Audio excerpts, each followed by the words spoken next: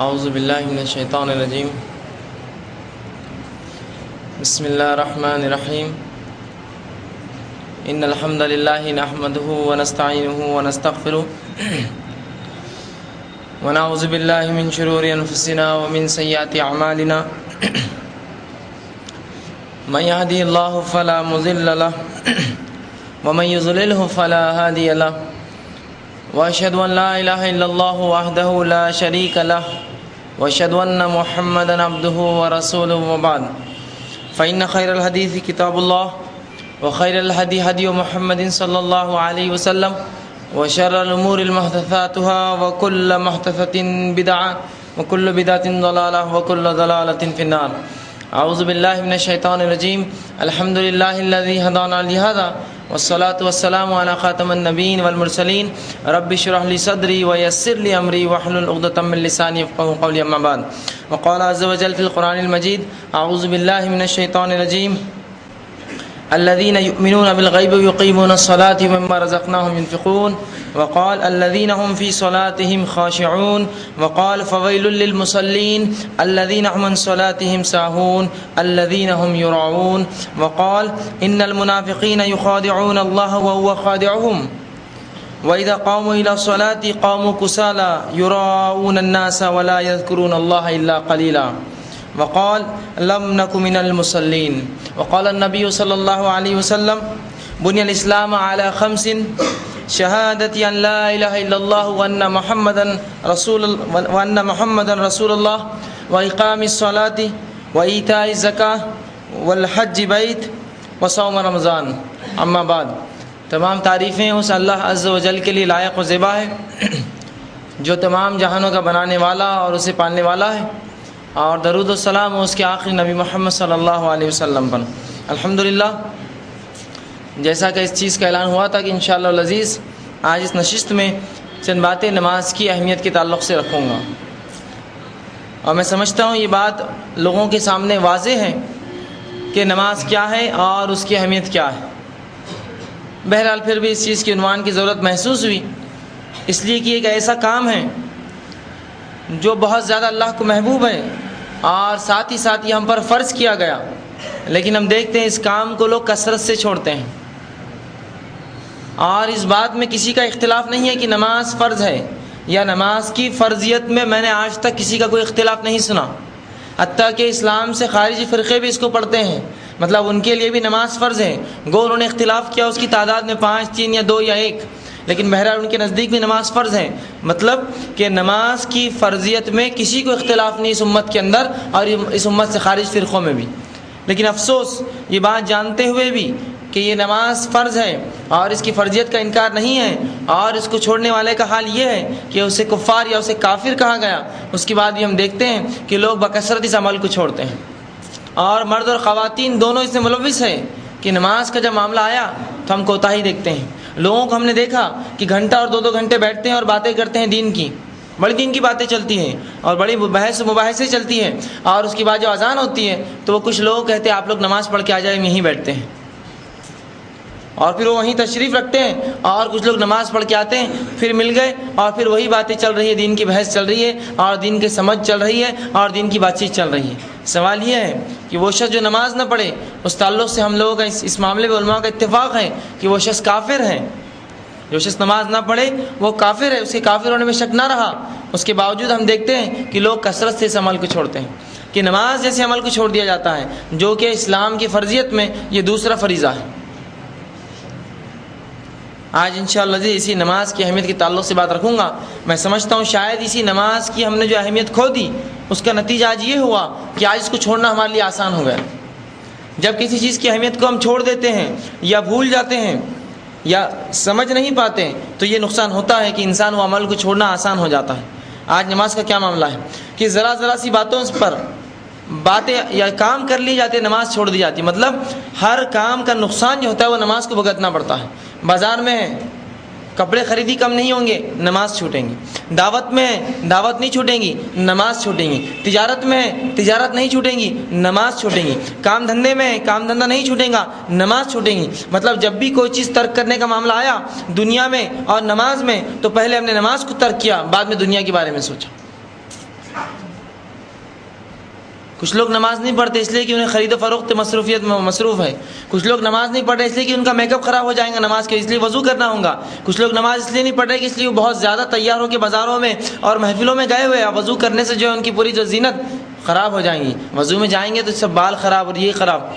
تو لوگ مطلب گویا ہر معاملہ آ کر جو چیز کو نقصان ہو رہا ہے، جس چیز پر ضرب پڑ رہی ہے وہ نماز ہے، اور باقی سارے معاملے تمام ہمارے چل رہے زندگی کی. تجارت ہے تو تجارت رہیں گی باقی، نماز چھوٹیں گی. دعوت ہے تو دعوت رہیں گی باقی، نماز چھوٹیں گی. بازار ہے تو بازار سے نہیں نکلیں گے ہم بلکہ نماز چھوڑ دیں گے. اور کئی بار لوگوں کو دیکھا گیا کہ مسلسل نماز نہیں پڑھتے ہیں، حتیٰ کہ بات بالکل ہمارے سامنے ہے کہ لوگ کچھ ایسے بھی ہم میں جو عید سے عید نماز پڑھتے ہیں. اور افسوس یہ بھی ہے کہ کچھ لوگ عید پر بھی نہیں پڑھتے ہیں. جو نماز رمضان میں ہوتی ہے نا، یہ مت سمجھے کہ رمضان میں سارے مسلمان نماز پڑھتے ہیں. رمضان جیسے مہینے میں بھی بمشکل اس کے ابتدائی ایک ہفتہ اور اس کے آخری ایک ہفتہ بمشکل 40 سے 50% مسلمان نماز پڑھتے ہیں. اس کا ابتدائی ایک ہفتہ اور بعد کا اس لیے کہا میں نے کہ وہ بیچ میں جو آتا ہفتے کے بعد جو روزے آتے ہیں پھر نماز گل رہتی ہے.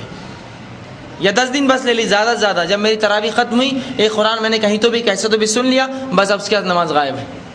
وہ مشکل ایک ہفتہ اور ایک ہفتہ آخر جب کہ اب ختم ہو رہے ہیں، ذرا کوئی تنبیہ کرتا ہے اب تو پڑھ لو تو ٹھیک ہے پڑھ لیتا ہوں. اور عید کی نماز کا معاملہ اگر لیں گے تو 60 سے 70% مسلمان پڑھتے ہیں. اس کے بعد بھی 30% مسلمانوں کو اس کی بھی پرواہ نہ رہی. تو کیا ایسا شخص جو نماز کو چھوڑے، تارے کی نماز ہو، صلاۃ یا نماز کو چھوڑنے والا ہو، کیا وہ مسلمان ہے ہمارے نزدیک؟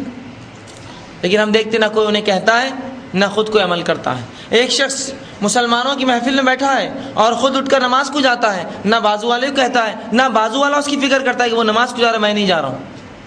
اب وہ جتنی دیر الگ رہے، کیا وہ مومن رہا جو نماز کو نہ آئے اذان سننے کے بعد بھی بنا کوئی شرعی عذر کے؟ لیکن حالات اسی طرح ہے. ایک بار یوں واقعہ ہوا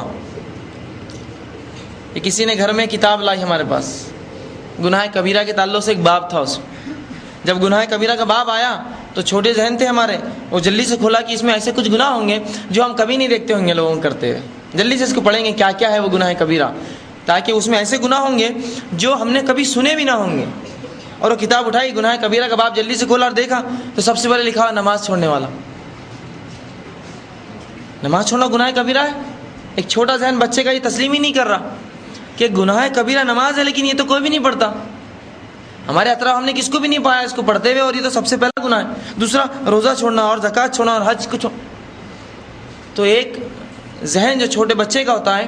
ایک چیز عجیب لگی کہ یہ چیزیں تو ایسی ہے جو گناہ کبیرہ نہیں ہم سمجھتے تھے، عام بات ہے. گناہ کبیرہ تو وہ گناہ ہوں گے جو ہم نے کبھی دیکھے نہیں ہوں گے، جو کبھی سوچے نہیں ہوں گے، جو ہمارے سمجھ میں نہ آئیں گے، جو ہم نے کبھی جو ہے تصور بھی نہیں کیا کبھی پائیں گے. لیکن جب وہ کھولا کتاب تو پتہ چلا نماز. اور کتنا عام ہے یہ. آج ہر شخص دوسرے پہ الزام نہ لگاتے ہوئے، دوسرے کی طرف انگلی نہ کرتے ہوئے اپنے گریبان میں جھانکے.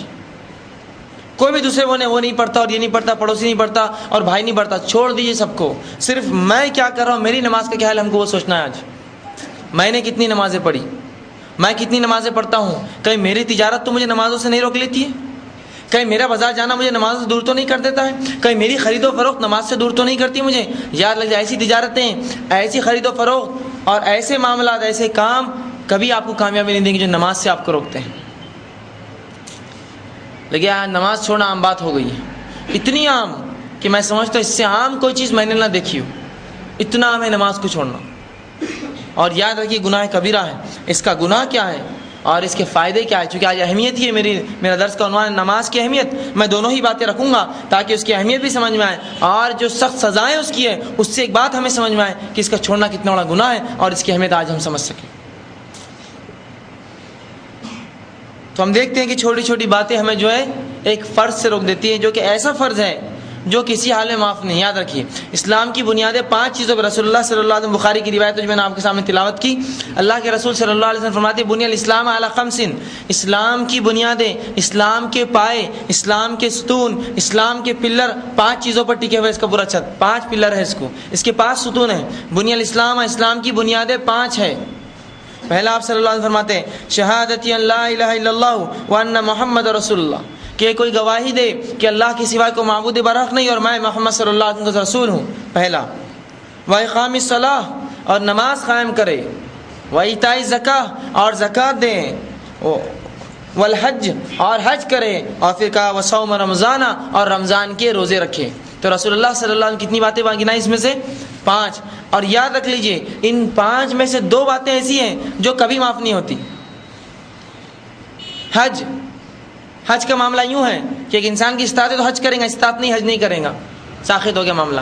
زکوٰۃ وہ دے گا جس کو اللہ نے مال و دولت دی، مال و دولت نہیں زکوٰۃ ساخط ہے نا۔ روزہ صحت ہے تو روزہ ہے ورنہ روزہ ساخط۔ لیکن توحید پہلا گواہی شہادت اور دوسرا نماز یہ کسی حال میں معاف نہیں ہے۔ آپ کھڑے رہ کر پڑھیں گے، کھڑے رہ کر نہیں پڑھ سکتے، بیٹھ کر پڑھیں گے، بیٹھ کر نہیں پڑھ سکتے، لیٹ کر پڑھیں گے، لیٹ کر نہیں پڑھ سکتے، اشاروں سے پڑھیں گے، اشاروں سے نہیں پڑھ سکتے، ذہن میں پڑھیں گے اگر دماغ کام کر رہا ہے تو چھوٹ نہیں ہے اس کی۔ زکوٰۃ کی چھوٹ ہے، مال نہیں ہے زکوٰۃ نہیں ہے، مال نہیں ہے حج نہیں ہے، صحت نہیں ہے روزے نہیں ہے۔ لیکن توحید شہادت اور نماز یہ کسی حال میں معاف نہیں ہے، کسی حال میں۔ لیکن آج ہم دیکھتے ہیں جس چیز کو اتنا فرض کیا اور جس چیز کے لیے رسول اللہ صلی اللہ علیہ وسلم اتنی تڑپ رہی، اس چیز کو چھوڑنا سب سے آسان کام ہے آج ہمارے لیے، سب سے آسان کام۔ افسوس کے ساتھ کہہ رہا ہوں یہ بات میں، بالکل سب کچھ ہمارا چھوٹ سکتا ہے یا سب کچھ ہم جو ہے اس کی نماز لیکن جو ہے ہم ادا نہیں کریں گے، سب کچھ چھوڑ دیں گے، نماز کو چھوڑ دیں گے ہر کام کے لیے، ادنا سے ادنا کام کے لیے نماز چھوڑی جاتی ہے۔ لیکن نماز کے لیے کبھی ایسا نہ ہوا کہ کوئی کام ہم نے چھوڑا۔ بہرحال میں نے آپ کے سامنے خطبے میں چند آیتیں قرآن کی تلاوت کی، ایک کے بعد اس کا معنی اور رسول اللہ صلی اللہ علیہ وسلم زندگی سے چند احادیث رکھتا ہوں تاکہ اس نماز کی اہمیت ہمارے ذہن و دماغ میں آ جائے۔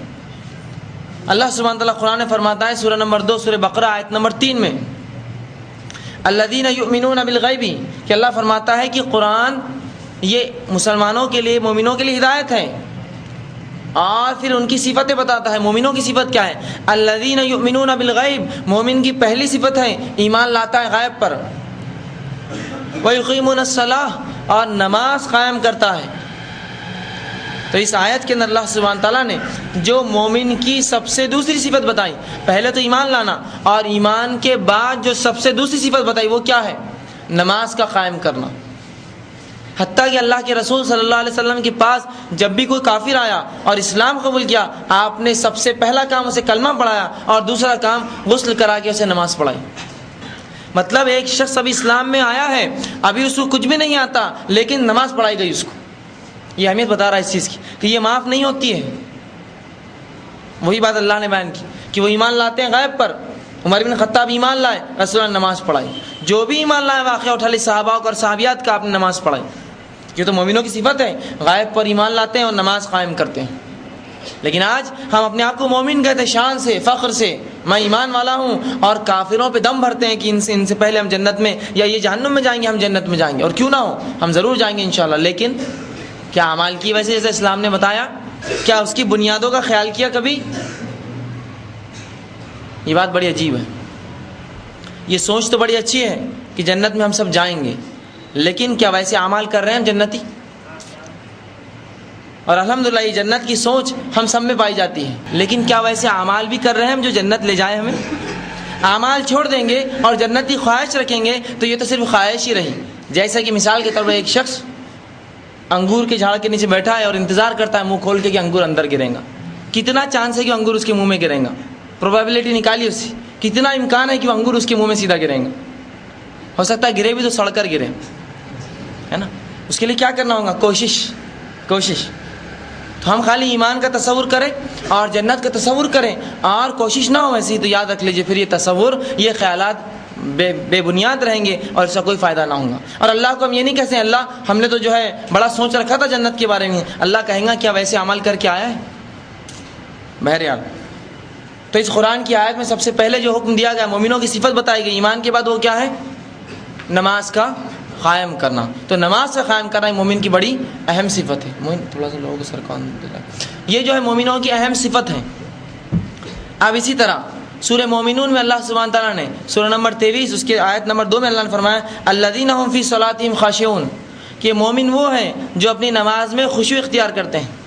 مومن وہ ہیں جو اپنی نماز میں خشوع اختیار کرتے ہیں. بلکہ اس سورت کی سورہ مومنون کی پہلی آیت تھی. اللہ سبحانہ نے فرمایا قد افلح المؤمنون، یقیناً کامیاب ہو گئے، کامرانی کو پہنچ گئے. کون؟ وہ لوگ جو ایمان لائے. قد افلح المؤمنون، یقیناً وہ لوگ کامیاب ہوئے جو ایمان لائے. اور دوسری صفت جیسی ایمان کی بات بیان کی، کہا الذین هم فی صلاتهم خاشعون، وہ اپنی نمازوں میں خشوع اختیار کرتے ہیں. خشیت سمجھتے اللہ کا ڈر اختیار کرتے ہیں.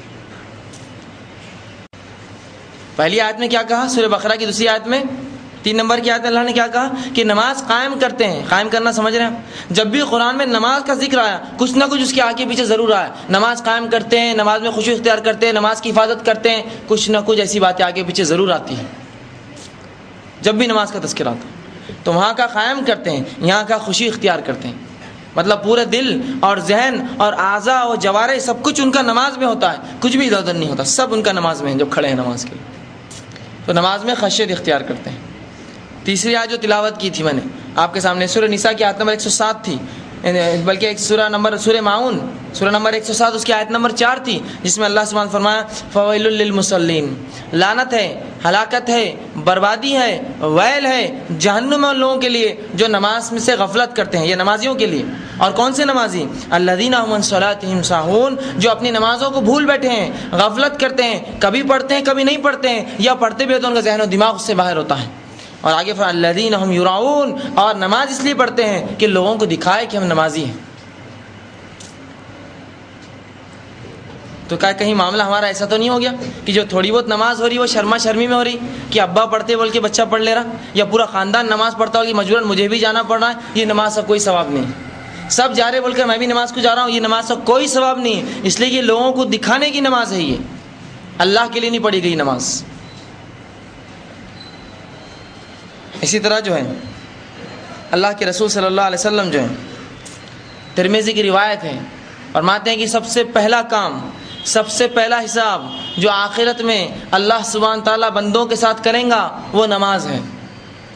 سب سے پہلا حساب و کتاب اللہ جو اپنے حقوق کے بارے میں بندوں سے پوچھیں گا یا کریں گا وہ ہے نماز. اگر یہ ہوئی پوری تو اس کے بعد کا معاملہ آسان ہے، اور یہ نہ ہوئی تو اس کے بعد کا معاملہ صرف ہم تصور اور سوچ سکتے ہیں. تو کیا فرماتے ہیں آپ صلی اللہ علیہ وسلم؟ سب سے پہلا حساب و کتاب جو قیامت کے دن آخرت میں ہوگا کس چیز کا ہوگا؟ نماز کا. اب سوچئے اس کے لیے کیا تیاری ہوئی ہماری. ایک آدمی ہے جس کو اکاؤنٹس کیپنگ پہ حساب و کتاب پر رکھا گیا، اور اس کو سال کے آخر میں حساب و کتاب بتانا ہے، اور اس نے کچھ نہ لکھا ہو، اور حساب و کتاب کا وقت آ گیا اور اوپر سے اتھارٹی کا حکم آیا، بتاؤ کیا بتائیں گا وہ اپنے اوپر والوں کو، اپنے حاکم کو کیا بتائیں گا وہ؟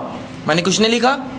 تو ہر شخص یہ سوچے میں اپنے رب کے سامنے جب پہلا ہی معاملہ، سب سے پہلا حساب کتاب جو ہوگا انسان کا وہ ہے نماز، اگر اس پہلے ہی معاملے میں فیل ہو گیا تو اپنے رب کو آگے کے معاملات میں کیا منہ دکھاؤں گا. فرسٹ سٹیپ میں اگر بولتے ہیں نا فرسٹ امپریشن لاسٹ امپریشن، پہلا جو آپ بتائیں گے جس طرح سے وہی آخر تک چلیں گا معاملہ آپ کا. جیسا آپ پیش کریں گے اپنے آپ کو پہلی بار وہی آخر تک لوگوں کے سامنے چھوی ہوں گی آپ کی. تو اللہ کے سامنے کیا دیں گے ہم؟ نمازی نہیں ہماری، بلکہ اللہ کے رسول نماز دیکھی جائیں گی. اگر کم پڑھیں گی تو اللہ کہیں کو اور نمازیں ہیں اس کی وہ بھی ڈال دو اس میں لا کر.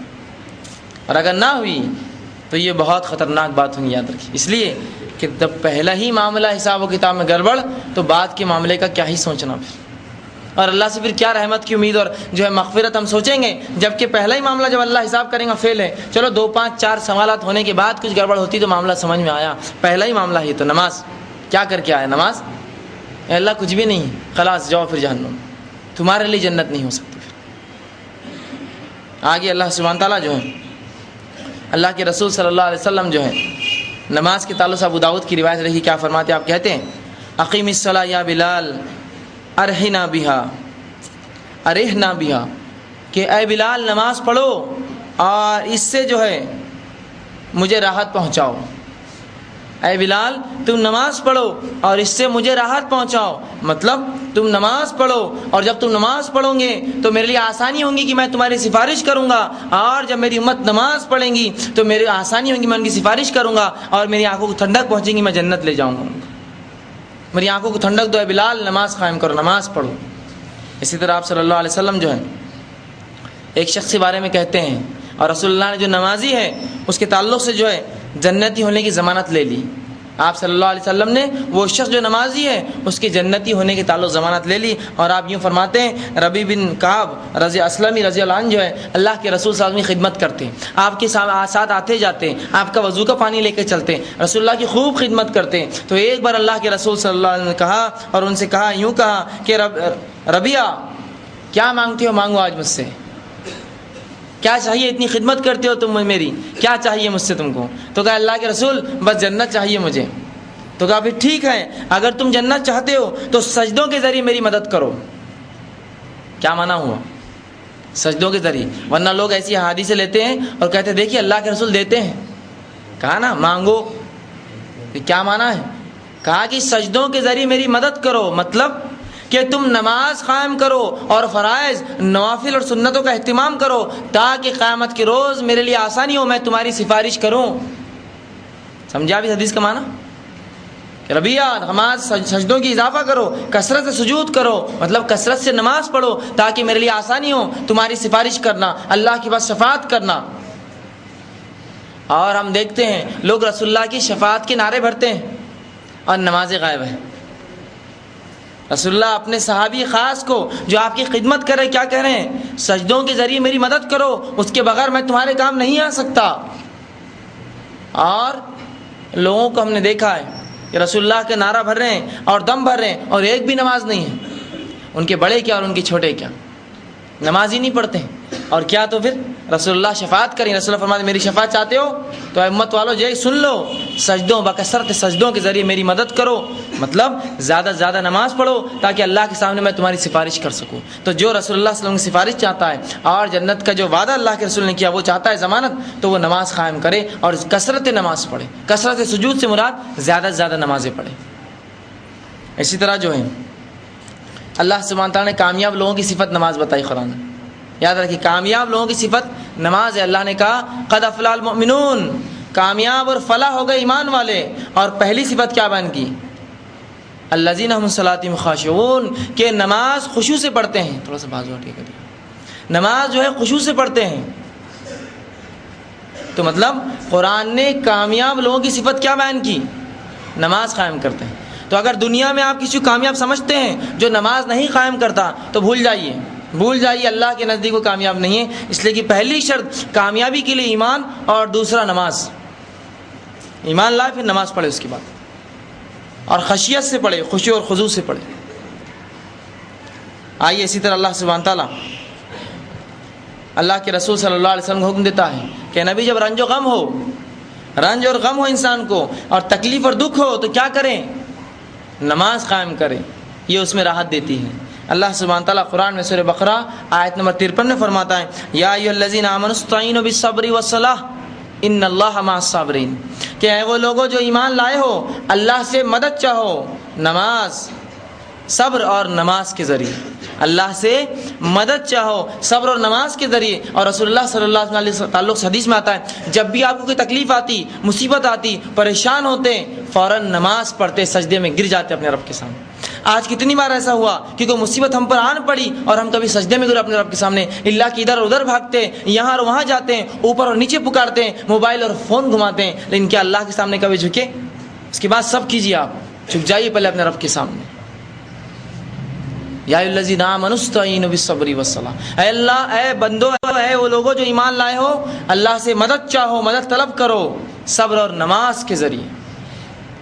تو یہ نماز ہر مشکل, ہر پریشانی, ہر تکلیف, ہر دکھ کا جو ہے علاج ہے.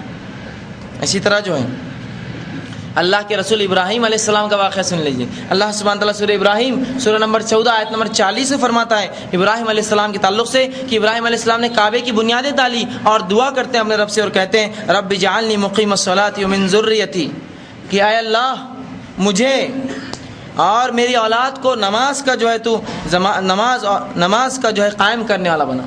اے اللہ مجھے اور میری ذریت, میری اولاد کو تو جو ہے نماز کا قائم کرنے والا بنا. ابراہیم علیہ السلام اپنی آل اولاد کے لیے دعا کر رہے ہیں. ایسا کتنی بار ہوا کہ ہم نے اپنی دعاؤں میں یہ چیز مانگی, اللہ ہمیں نماز کا پابند بنا, میری آل اولاد کو نماز کا پابند بنا. ارے یہ تو اللہ کے نبی ہے ابراہیم علیہ السلام, یہ دعا کر رہے ہیں کہ اللہ مجھے اور میری اولاد کو نماز کا پابند بنا. کتنا ہے میں مانوں گا یہ, جبھی تو ابراہیم علیہ السلام دعا خود اپنے لیے نہیں اپنی اولاد کے لیے کر رہے ہیں. اور نبیوں کی دعا کوئی عام دعا نہیں ہوتی ہے، بہت خاص دعائیں نبی مانگتے ہیں، اور اللہ نے ان کی خاص دعاؤں کو جو اپنے قرآن میں دہرایا تاکہ لوگ جان لیں یہ دعائیں ہیں، یہ مانگنا چاہیے اللہ سے. تو کیا مانگا ابراہیم علیہ السلام اپنے رب سے؟ اے اللہ مجھے اور میری ذریت، میری آنے والی نسلوں کو تو نماز کا پابند بنا، نماز قائم. اسی طرح اللہ سبحانہ تعالیٰ اسماعیل علیہ السلام کے تعلق سے سورہ مریم سورہ نمبر 19 اور اس کی آیت نمبر 55 میں دیکھیے کیا فرماتے اللہ سبحانہ تعالیٰ اسماعیل علیہ السلام اور کہتے ہیں وَكَانَ يَأْمُرُ أَهْلُهُ بِالصَّلَاةِ وَالزَّكَاةِ، اور اسماعیل ایسا اللہ کا بندہ تھا جو اپنے گھر والوں کو، اہل و عیال کو نماز کا اور زکوٰۃ کا حکم دیتا تھا. اسماعیل علیہ السلام جیسے نبی تعلق سے آ رہا ہے کہ اسماعیل علیہ السلام کیا کرتے؟ اپنی آل اولاد کو حکم دیتے، یامرو، ان کو حکم دیتے نماز کا اور زکوٰۃ دینے کا. دیکھیے اسماعیل علیہ السلام بھی یہی دعا کر رہے ہیں، بلکہ حکم دے رہے اپنی جو آل اولاد کو. آگے اللہ سبحانہ تعالیٰ نے خود اللہ کے رسول صلی اللہ علیہ وسلم کے تعلق سے سورہ طہ سورہ نمبر 20 اور اس کی آیت نمبر 132 میں اللہ سبحانہ تعالیٰ فرماتا ہے وَأْمُرُ أَهْلَكَ بِالصَّلَاةِ وَاسْتَبِرْ عَلَيْهَا، کہ اللہ کے رسول صلی اللہ علیہ وسلم، اے محمد صلی اللہ علیہ وسلم، اپنے اہل و عیال کو نماز کی تاکید کرو اور خود بھی نماز قائم کرو. کون حکم دے رہا ہے؟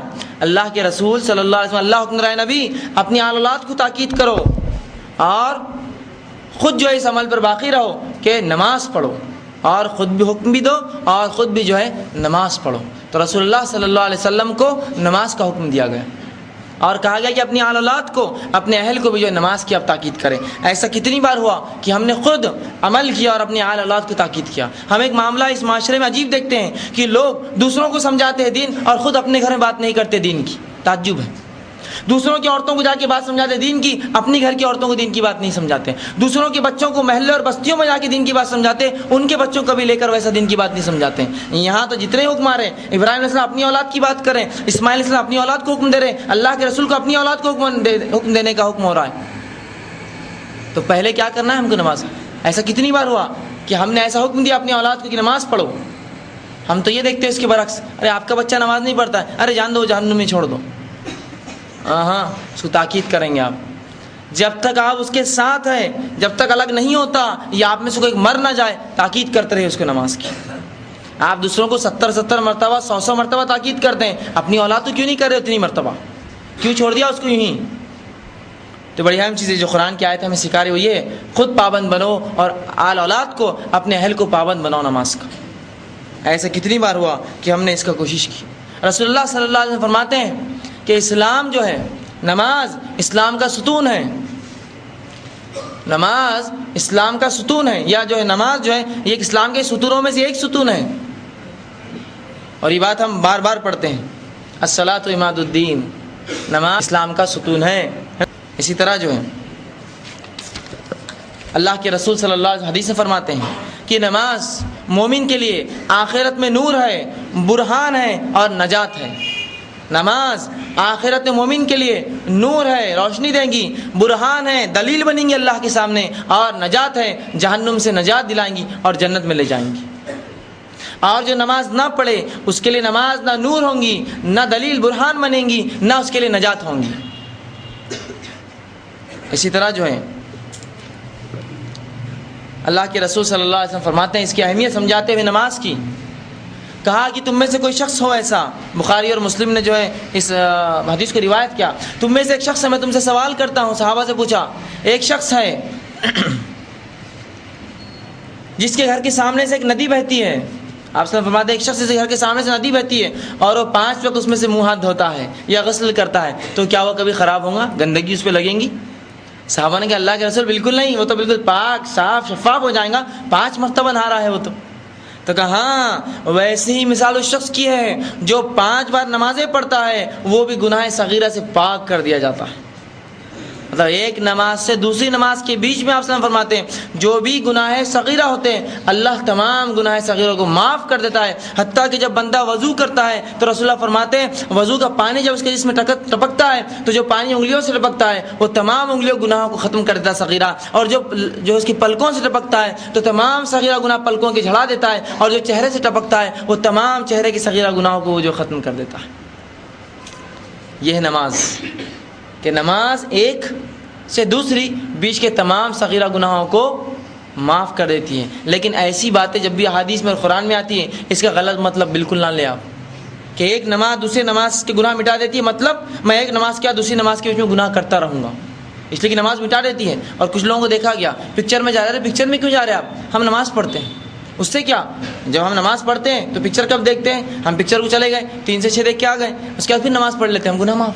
پھر اس کے بعد مغرب پڑھتے ہیں، پھر گناہ معاف، پھر فلاں جگہ جاتے ہیں، گناہ معاف. تو یہ نماز گناہ معاف کرانے کی چیز نہیں ہے. جو گناہ ہو جاتے ہیں وہ نماز معاف کرا دیتی ہے. اس کو ربر مت سمجھیے آپ، گناہ کرتے جائیں گے اور مٹاتے جائیں گے، لکھتے جائیں گے غلط اور مٹاتے جائیں گے. بلکہ ہو جائے تو یہ معاف کرا دیتی ہے، لیکن یہ خاص گناہ کرنے کی دعوت نہیں دے رہی ہے کہ گناہ کرو اور میں معاف کرتے جاؤں گی. جو جان بوجھ کر کرے اس کا گناہ معاف نہیں ہوتا، یاد رکھیں. ہاں جو صغیرہ گناہ انجانے میں ہو گئے وہ نماز معاف کرا دیتی ہے. تو یہ اس کی ایک فضیلت ہے، جو اس کی ایک فضیلت ہی سمجھ لے اس کے لیے بآسانی ہے. رسول اللہ فرماتے ایک جمعہ سے دوسرے جمعہ کی نماز تمام بیچ کے گناہوں کو معاف کر دی. ایک رمضان سے دوسرا رمضان تمام صغیرہ گناہوں کو معاف کراتا ہے. تو اہتمام کیجیے نمازوں کا. اسی طرح آپ صلی اللہ علیہ وسلم طبرانی نے اس کو روایت کیا، ایک حدیث میں فرماتے ہیں نماز جو ہے، نماز کے تعلق سے فرماتے ہیں یہ آنکھ کے خلاف ڈھال ہے. اور رسول اللہ فرماتے ہیں ایک فرشتہ آواز دیتا ہے لوگوں کو، اٹھو اے لوگوں نماز کے لیے، اور جو ہے اپنے جو ہے آنکھ سے جو ہے اپنے آنکھ کو جو ہے جہنم کی آنکھ کو بجھاؤ. اے لوگوں اٹھو نماز قائم کرو اور اپنی جہنم کی آنکھ کو بجھاؤ. مطلب نماز ڈھال بنے گی جہنم کی آنکھ سے. جو نمازی ہوں گا وہ جہنم میں نہیں جائیں گے، وہ ڈھال بن جائیں گے آنکھ. اور فرشتہ روز اعلان کرتا ہے لوگوں اٹھو نماز قائم کرو اور جہنم کے خلاف ڈھال بناؤ. لیکن آج ہم دیکھتے ہیں کتنے ہم میں سے جو جہنم سے ڈر رہے ہیں، جب جہنم کیا ہے پتہ ہی نہیں ہے، اس کا ڈر ہی نہیں پتا، تو پھر کیا ڈھال اور کیوں ضرورت اس سے بچنے کی. یہ بہت بری بات ہے. اسی طرح جو ہے اللہ کے رسول صلی اللہ علیہ وسلم فرماتے ہیں نماز جو شخص باقاعدہ ادا کرے گا، اپنے وقتوں پر باقاعدہ ادا کریں گا جیسا اس کا حق ہے، تو رسول اللہ فرماتے ہیں ایسے شخص کا جو ہے حساب و کتاب قیامت کے دن جو ہے صدیقین اور شہداء میں ہوں گا. ابن جو ہے حبان نے اس کو روایت کی کہ ایسا شخص، رسول اللہ کے پاس ایک شخص آیا اور کہا اللہ کے رسول صلی اللہ علیہ وسلم میں کیا کروں عمل؟ تو آپ نے کہا تو نماز قائم کر، روزہ رکھ، زکوٰۃ دے، حج کر، اچھائی کا حکم دے، برائی سے روک. تو اس نے کہا اللہ کے رسول یہ سب کروں تو کیا ہوں گا؟ تو کہا تیرا فیصلہ صدیقین اور شہداء کے ساتھ ہوں. تو اس میں ایک چیز کیا گئی نہیں اپنے اعمال کے اندر؟ نماز. یہ بڑی اہم چیز ہے. ہم روزہ رکھ لیتے بآسانی، حج کر لیتے بآسانی، لیکن جو عمل دن رات کا اس کو کرتے ہیں کبھی نہیں کرتے. اور اس نماز کی فضیلت اس سے بھی سمجھ لیجئے کہ ساری عبادتیں آسمان سے نیچے بھیجی گئی، ساری عبادتیں آسمان سے نیچے بھیجی گئی. روزے کا حکم آیا، زکوٰۃ کا حکم آیا، حج کا حکم آیا، توحید کا حکم آیا، نماز بلا کر دی گئی. سارے حکم یوں ہی آئے دنیا میں، لیکن نماز کے لیے رسول اللہ کو بلایا گیا. اور معراج کا جو پورا واقعہ ہوا نماز دی گئی بلا کر، باقی سارے جو فرائض بھیجے گئے نیچے. اس کی ایک اور فضیلت جان لیجیے، تمام عبادتیں جتنی بھی ہیں اسلام کی سب قمری عبادتیں ہیں، چاند سے چلتی ہیں. چاند آیا رمضان چالو، چاند دیکھا شوال عید کر لی، چاند آیا بقرعید آ گئی، چاند سب چاند سے ہیں. لیکن نماز کا معاملہ کیا ہے؟ یہ سورج سے چلتی ہے. سورج غروب نکلنے سے پہلے، سورج بیچ میں سے ہٹنے کے بعد، سورج تھوڑا نیچے جانے کے بعد، سورج غروب ہونے کے بعد، اور غروب ہونے کے اتنے وقفے بعد. تو یہ بھی اس کی فضیلت ہے کہ تمام عبادتیں چاند سے چلتی ہے، یہ عبادت سورج سے چلتی ہے. کہ یہ سمجھنے کے لیے ہمیں کافی نہیں کتنی اہم عبادت ہے یہ، کہ بلا کر دی جا رہی ہے تحفہ. باقی سارے تحفے بھیجے جا رہے ہیں، یہ بلا کر دیا جا رہا ہے. لیکن افسوس اس کی اہمیت ہم نے کھو دی اپنی زندگیوں سے. اس تحفے کو تو بڑا مناتے ہیں ہم، 27 رجب آتی ہے تو خوب ناچتے گاتے اور خوب کھاتے پیتے ہیں. کیا ملا تھا؟ نماز کا تحفہ. لیکن اگر کوئی غیر مسلم پوچھ لے کیا ہے مسلمان، کل تو نے خوشی منائی 27 کو، آج 28 کی صبح تو کہاں تھا؟ تو نے تو خوشی منائی نا ایک تحفے کی، وہ تحفہ تو میں سمجھتا ہوں زندگی بھر کا تھا. تو پھر کیا جواب دیں گے اس کو کہ بس یہ نہیں ہمارا تحفہ ایسی تھا، ہم صرف ایک بار لیتے، نام لے لیا، معراج کی رات عمل لے لیا تو اس کا تحفہ ملا، اور باقی زندگی میں اعمال چھوڑ دیو. تحفہ کیا تھا؟ نماز پڑھنا. نماز تو نہیں پڑھی اور بڑا جو ہے خوشیاں منا رہے اس کے ملنے کی. یہ خوشیاں جھوٹی خوشیاں ہیں، یاد رکھیے، جھوٹی خوشیاں ہیں. صرف اپنے آپ کو بتانے کو میں بھی نمازی ہوں، میں بھی آپ کے ساتھ آگے بڑھتے رہیے آپ. اسی طرح آئیے اللہ کے رسول صلی اللہ علیہ وسلم نماز کے تعلق سے نمازی کا مقام فرماتے ہیں اور کہتے ہیں کہ مسجد میں آنے والا شخص اللہ کا ملاقاتی ہے. رسول فرماتے ہیں مسجد میں آنے والا شخص، طبرانی نے اس کو روایت کیا کہ اللہ کا ملاقاتی ہے، اور اللہ سبحانہ تعالیٰ اپنے مہمان اور میزبان پر یہ لازم ہے کہ مہمان کی مہمان نوازی کرے، میزبان پر نوازش کرنا لازم ہے مہمان کی۔ تو ایک شخص جب مسجد جاتا ہے اس کا مقام دیکھیے کیا ہے، وہ اللہ کا ملاقاتی ہے۔ اور جب ایک شخص کسی سے ملاقات کرنے جاتا ہے اس کی شخصیت کے مطابق وہ ملاقاتی کی اہمیت ہوتی ہے۔ مثال کے طور پر ایک شخص محلے میں آیا، کہا محلے کا فلاں عزت دار شخص کہاں رہتا ہے؟ وہ کیا، چلیے جناب میں چھوڑتا ہوں، پیچھے بیٹھ جائیے، اس لیے کہ وہ شخص کیسا چھوڑ دیجئے، لیکن جس کا پتہ وہ پوچھ رہا ہے وہ اتنا عزت دار ہے کہ مجبوری ہے اس کی مہمان نوازی مجھے کرنا۔ لے جاتے ہیں نا، چلیے ان کے مہمان، اور میں آپ کو گھر بتاتا ہوں ساتھ چلتا ہوں، بلکہ اسے دروازے پہ کھڑے کر کے بیل بھی بجاتے ہیں، وہ کوئی آپ سے ملنے ہے جناب، اور پھر چلے جاتے ہیں، مل لیجیے وہ آ گئے۔ تو مہمان جس گھر کا ہو اس کی اہمیت اتنی بڑھ جاتی ہے۔ تو جب نمازی نکلتا ہے مسجد کی طرف تو کس کا ملاقاتی ہے، کس کا مہمان ہے؟ اللہ کا ملاقاتی، اللہ کا مہمان ہے۔ تو جو اللہ کا مہمان بننا چاہتا ہے اور اللہ کی مہمان نوازی جنت میں چاہتا ہے تو اللہ کا ملاقاتی بنے اور اللہ کے گھر جائے 5 وقت۔ اور جو نہیں چاہتا تو بہرحال اس کے لیے تو معاملہ رہا ہی، وہ گھر ہی رہے اپنے، کوئی مسئلہ نہیں۔ لیکن جو چاہتا ہے وہ چلے نکلے اپنے گھروں سے اور مسجد کی طرف بڑھے۔ اسی طرح اللہ کے رسول صلی اللہ علیہ وسلم اس کی اہمیت جتاتے ہوئے، اس کی اہمیت بتاتے ہوئے یہ حکم دیتے ہیں ہمیں، اور اللہ کے رسول فرماتے ہیں جب بچہ 10 برس کا ہو جائے، بلکہ فرماتے ہیں کہ جب 7 برس کا ہو جائے تو نماز کا حکم دو، اور جب 10 برس کا ہو جائے نماز نہ پڑھے تنبیہ کرو۔ کیا آج تک کبھی ہم نے کیا اپنے بچوں کے ساتھ؟ نہیں، ہم تو انہیں بہت لاڑ کرتے ہیں، اسلام نے لاڑ سے منع نہیں کیا کیا، لیکن آپ یہ چاہتے ہیں کہ خود آخرت میں آپ جنت میں جائیں اور بچہ جہنم میں جلے، تو پھر وہاں کا لاڑ کیجیے۔ نہیں، تم نماز پڑھو گے، اس لیے کہ نماز پڑھو گے تو جنت میں رہوں گے، تو میں تمہیں جہنم سے بچانا چاہتا ہوں اور میں بہت محبت کرتا ہوں، تمہارا باپ ہوں، لہٰذا میں سب کچھ کر گزروں گا لیکن تم نماز پڑھو گے۔ یہ ہے اصلی محبت۔ یہ جو محبت کہتے ہیں نا شیطانی ہے، جو نمازوں سے دور کر رہی ہے اور دین سے دور کرتی ہے، اس لیے کہ آپ اسے جنت سے دور کر رہے ہیں اپنی زندگی کے اندر، کہ جو یہ عمل چھوڑنے کی وجہ سے جو گناہ ان پر ہوگا اور آخرت میں جو سزا ہے وہ بہت زیادہ ہے۔ تو 7 سال کا بچہ ہو، نصیحت چلیے نماز کو، اور 10 سال کا ہو جائے نماز کے لیے لے جاؤ، پہلے سمجھائیے، اچھے سمجھ کے وہ نماز کے لیے آئے، اور انشاءاللہ جب وہ آئیں گا مسجدوں سے لگا رہیں گا تو انشاءاللہ پھر دھیرے دھیرے وہ نمازی بن جائیں گے اپنی زندگی۔ لیکن یہ والدین کا کام ہے بچوں کو نماز کی طرف راغب کریں۔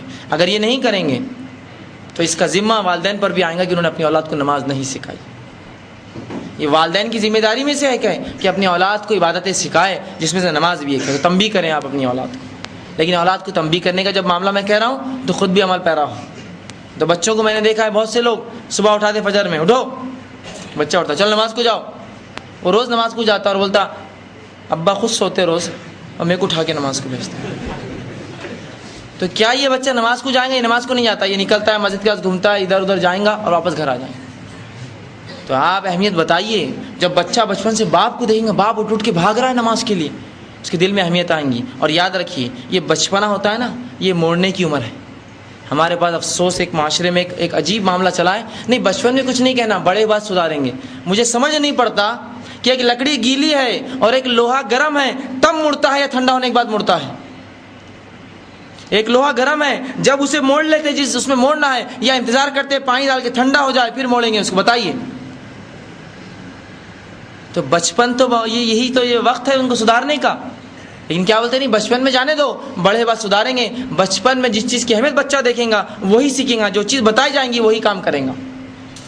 اب ایک مثال دیتا ہوں، آپ کہیں گے بچے کیا سمجھیں گے اتنے چھوٹے چھوٹے؟ بچہ ہے آپ کا، چھوٹا بچہ ہے، 1 سال کا بھی نہیں ہوا ابھی، چھوٹا بچہ ہے 1 سال کا بھی نہیں ہوا، لیکن کیا کرتا ہے وہ؟ ابا کے آتے ہی سب سے پہلے جو چیز ڈھونڈتا ہے وہ کیا ڈھونڈتا ہے؟ وہ موبائل کہاں ہے ابا کا، جیب میں، ادھر، پوری جگہ ہے معلوم ہے کہاں کہاں رکھ سکتے ہیں، پاکٹ میں تو ادھر ڈھونڈیں گا، پینٹ شرٹ اٹھا کے دیکھیں گا اندر ہے کیا، پوچھیں گا کہاں ہے، اس کو بات نہیں کرنا آتی ابھی لیکن اشارہ کریں گا کہاں ہے وہ۔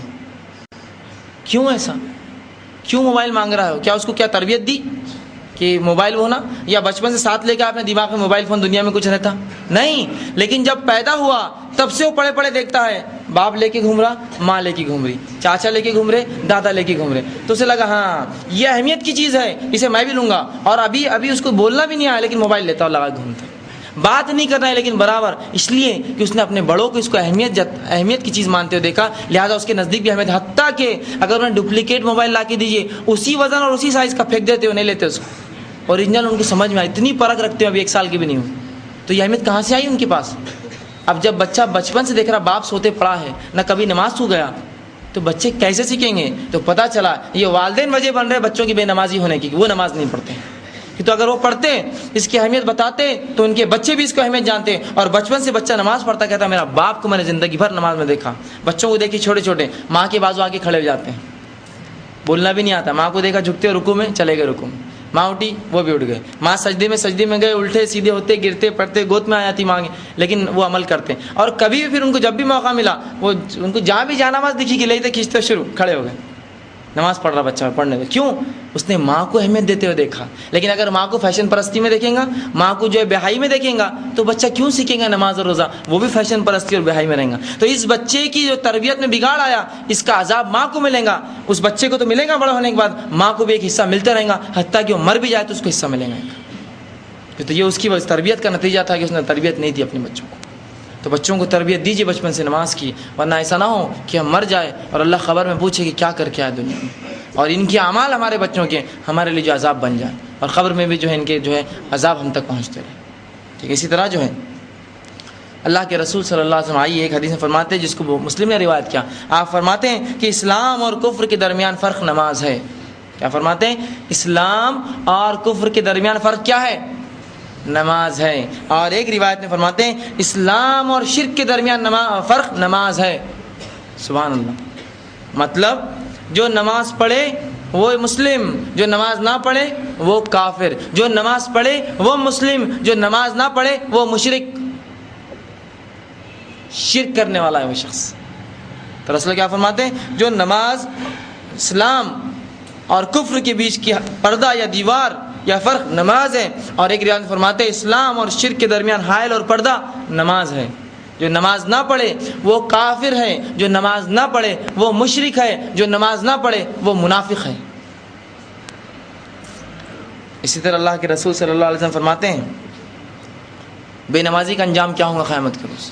آپ صلی اللہ علیہ وسلم حدیث فرماتے ہیں کہ وہ شخص جو بے نمازی رہا یا جو نماز والا رہا، وہ شخص جو نماز پڑھتا رہا تو نماز آخرت میں اس کے لیے نور ہے، برہان ہے، نجات ہے، اور جو نماز نہ پڑھے وہ آخرت میں نماز اس کے لیے بے نوری ہوں گی، اور نہ برہان ہوں گی، نہ اس کو نجات ملیں گی، اور اس کا ٹھکانہ اور اس کا حساب و کتاب، رسول اللہ فرماتے ہیں کہ اتنا سخت الفاظ آپ نے ادا کیے کہ اس کا حساب و کتاب، بے نمازی کا حساب و کتاب فرعون، قارون، حامان اور جو ہے ابی بن خلف کے ساتھ ہوں گا۔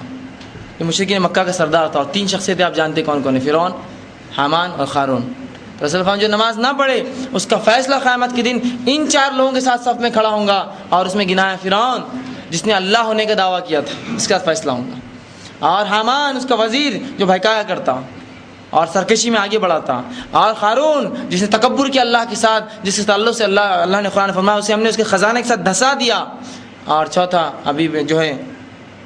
ابی بن خلف کے تعلق سے جو مشرکین مکہ کا سردار تھا جس نے ایمان نہیں لایا۔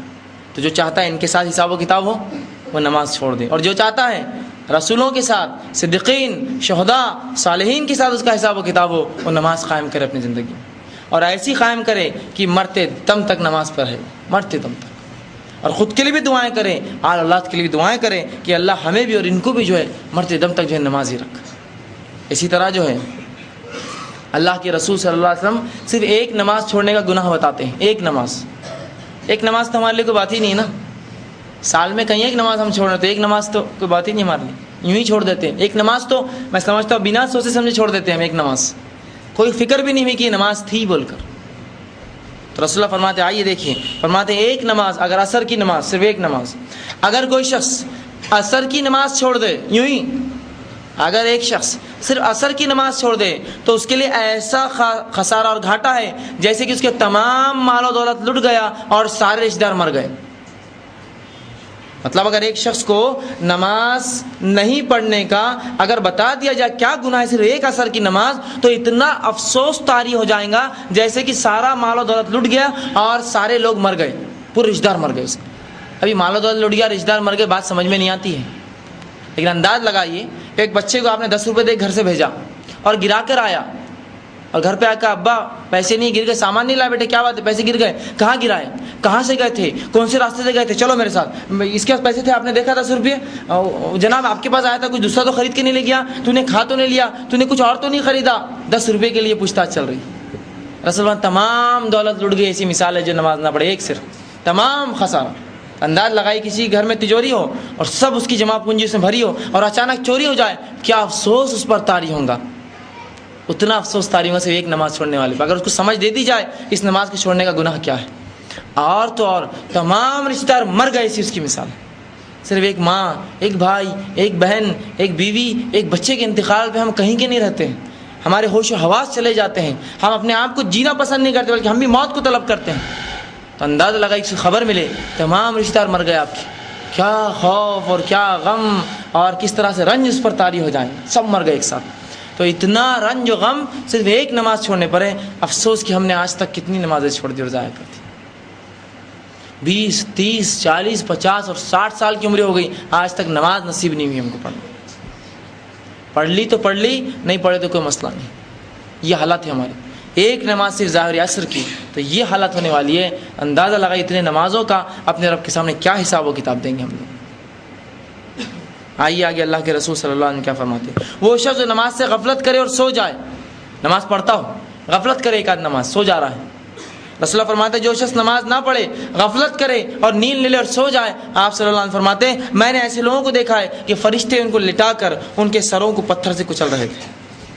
غفلت سو جائے ایک شخص, اور سر کو کیوں کچل رہے تھے, یہی وجہ بنتا ہے سونے کا, نہیں اٹھتے ہیں, سستی, سب یہ مرکز ہے نا. اس لیے ہر سزا آپ سن رہے ہوں گے, عذاب جہنم کے سب سر سے آتے ہیں, دماغ سے شروع ہوتے ہیں. پانی کھولتا ہوا دماغ سے ڈالا جا رہا ہے, سر پہ ہتھوڑے دماغ پہ مارے جا رہے ہیں, کن پٹیوں پہ ہتھوڑے, گز یا پھر جو جوتیاں آنکھ کی بنائی جا رہی, کھول رہا کیا دماغ, سارا معاملہ دماغ, کیونکہ یہ مرکز ہوتا ہے ہر سوچ سمجھ کا.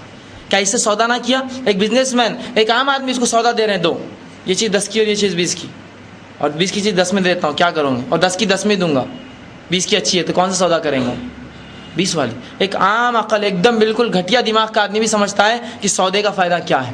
تو اللہ کہیں گے تو بڑا بزنس مین تھا دنیا میں, حساب و کتاب تو کھٹ کھٹ کھٹ مار لیے, کیا فائدہ ہے, لیکن کبھی نمازوں کے بارے میں حساب نہ مارا کہ آخرت میں کیا کروں گا اس دماغ سے. تو لے اب چکھو اس کا ہی مزہ, اسی کو جو ہے سب سے پہلے. تو سر فرماتے جو لوگ سو جائے, تو آپ نے فرماتے میں نے دیکھا ان کے سر جو ہے فرشتے جو ہے پتھر سے کچل رہے تھے. یہ سزا ہے جو شخص نماز سے غفلت کر کے نیند لے لیں. اور آج کتنی نیندوں نے ہماری نمازوں کو کھو دیا, بلکہ ہم سوتے ہی فجر سے پہلے ہیں اور اٹھتے عصر کے وقت ہیں. سوتے ہی فجر سے پہلے کچھ دیر اٹھتے ہیں عصر میں, اور پھر عصر تو اسی غفلت میں چلے گئی, ایک مغرب کی نماز یاد رہتی پڑھنا بس, اس سے ہٹ کر کچھ بھی نہیں. اور فجر نیند میں, اور ظہر تجارت میں چلی جاتی ہے, اور عصر کا معاملہ تو چائے اور پانی کے اندر چلا گیا, اور مغرب ہوئی اور نہیں ہوئی اس کی غفلت, اور عشاء تو دکان کب بند ہوئی کب عشاء ہوئی اللہ کو ہی معلوم تھا, ہم کو تو پتہ بھی نہیں چلا. اور ہو گیا پھر دوسرا دن آیا, پھر وہی غفلت وہ 5 ٹائم چلی. کیا اپنے رب کو جواب دیں گے ان اور ان فرشتوں کیا کہیں گے عذاب میں تخفیف کرنے کا, جب وہ جو ہے اس طرح سے عمل کریں. بہرحال اسی طرح جو ہے وہ لوگ جو نماز با جماعت نہیں پڑھتے ہیں, جو نماز چھوڑنے والوں کا تھا, صرف وہ لوگ جو با جماعت نماز نہیں پڑھتے ہیں, رسول اللہ کہتے ہیں کہ میرا دل چاہتا ہے ایک دن کسی نوجوان کو امامت کے لیے کھڑے کروں, اور میں خاموشی سے نکلوں اور لوگوں کو خوب لکڑیاں جمع کرے اور ان تمام لوگوں کے گھر جلا دوں جو مسجد ہوتے ہوئے گھروں میں جو نماز پڑھتے ہیں, مطلب بنا جماعت کی نماز پڑھتے ہیں. تو وہ لوگ جو بنا جماعت کی نماز پڑھتے ہیں ان کے ساتھ یہ سخت رویہ دنیا میں کہ رسول اللہ کہتے ہیں میرا دل چاہتا ہے آگ لگا دوں ایسے لوگ گھر کو, مطلب زندہ جلا دوں ان لوگوں کو جو مسجد میں ہوتے ہوئے اپنے گھروں میں نماز پڑھتے ہیں. اسی طرح جو آپ صلی اللہ علیہ وسلم, یہ مسلم کی روایت تھی بھلے, اسی طرح آپ صلی اللہ علیہ وسلم ایک حدیث میں فرماتے ہیں, بخاری نے اس کو روایت کیا کہ ایک منافق کے لیے فجر اور عشاء کی نماز بہت مشکل ہے. ایک منافق کے لیے فجر اور عشاء کی نماز جو ہے بہت مشکل ہے, اور اللہ سبحانہ تعالیٰ نے اسی بات کو اس طرح سے بیان کیا اور کہا سورہ بنی اسرائیل سورہ نساء سورہ نمبر 4 آیت نمبر 142 میں اللہ فرماتا ہے ان المنافقین یخادعون اللہ وهو خادعهم, کہ منافق وہ ہیں جو اللہ کو دھوکہ دینا چاہتے ہیں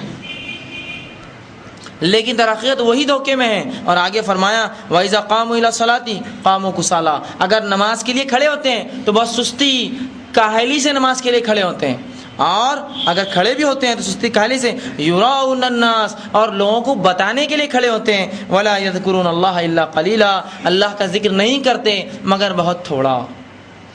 تو منافق کیسی نماز پڑھتے ہیں؟ سستی سے, اور اس کے ساتھ ساتھ کاہلی سے اور بہت جان پر آ کر اور بہت کم دل ان کا نمازوں میں ہوتا ہے.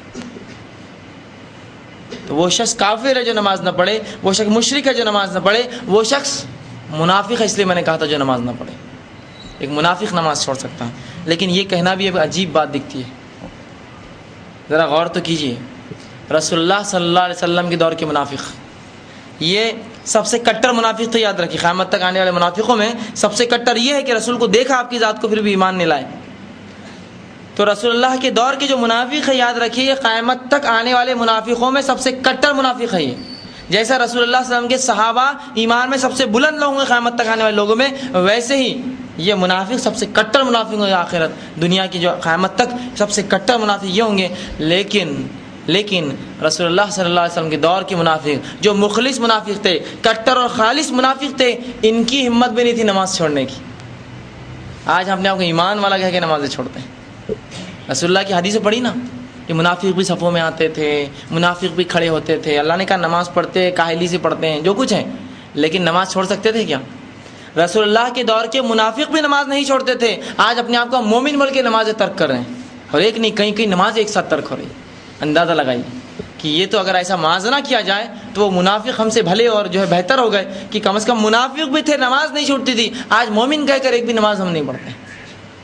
وہ منافق تو ان کا اجر نہیں ہے اس کا، لیکن نماز نہیں چھوڑ سکتے تھے رسول کے دور میں. لیکن آج مومن کا دم بھرنے والے ہم نماز ترک ہیں، حتیٰ کہ عید سے عید، 27 سے 27 رجب اور رمضان سے رمضان ہوش آتا ہے کہ ہم مسلمان ہیں اور نماز ہم پر فرض ہے.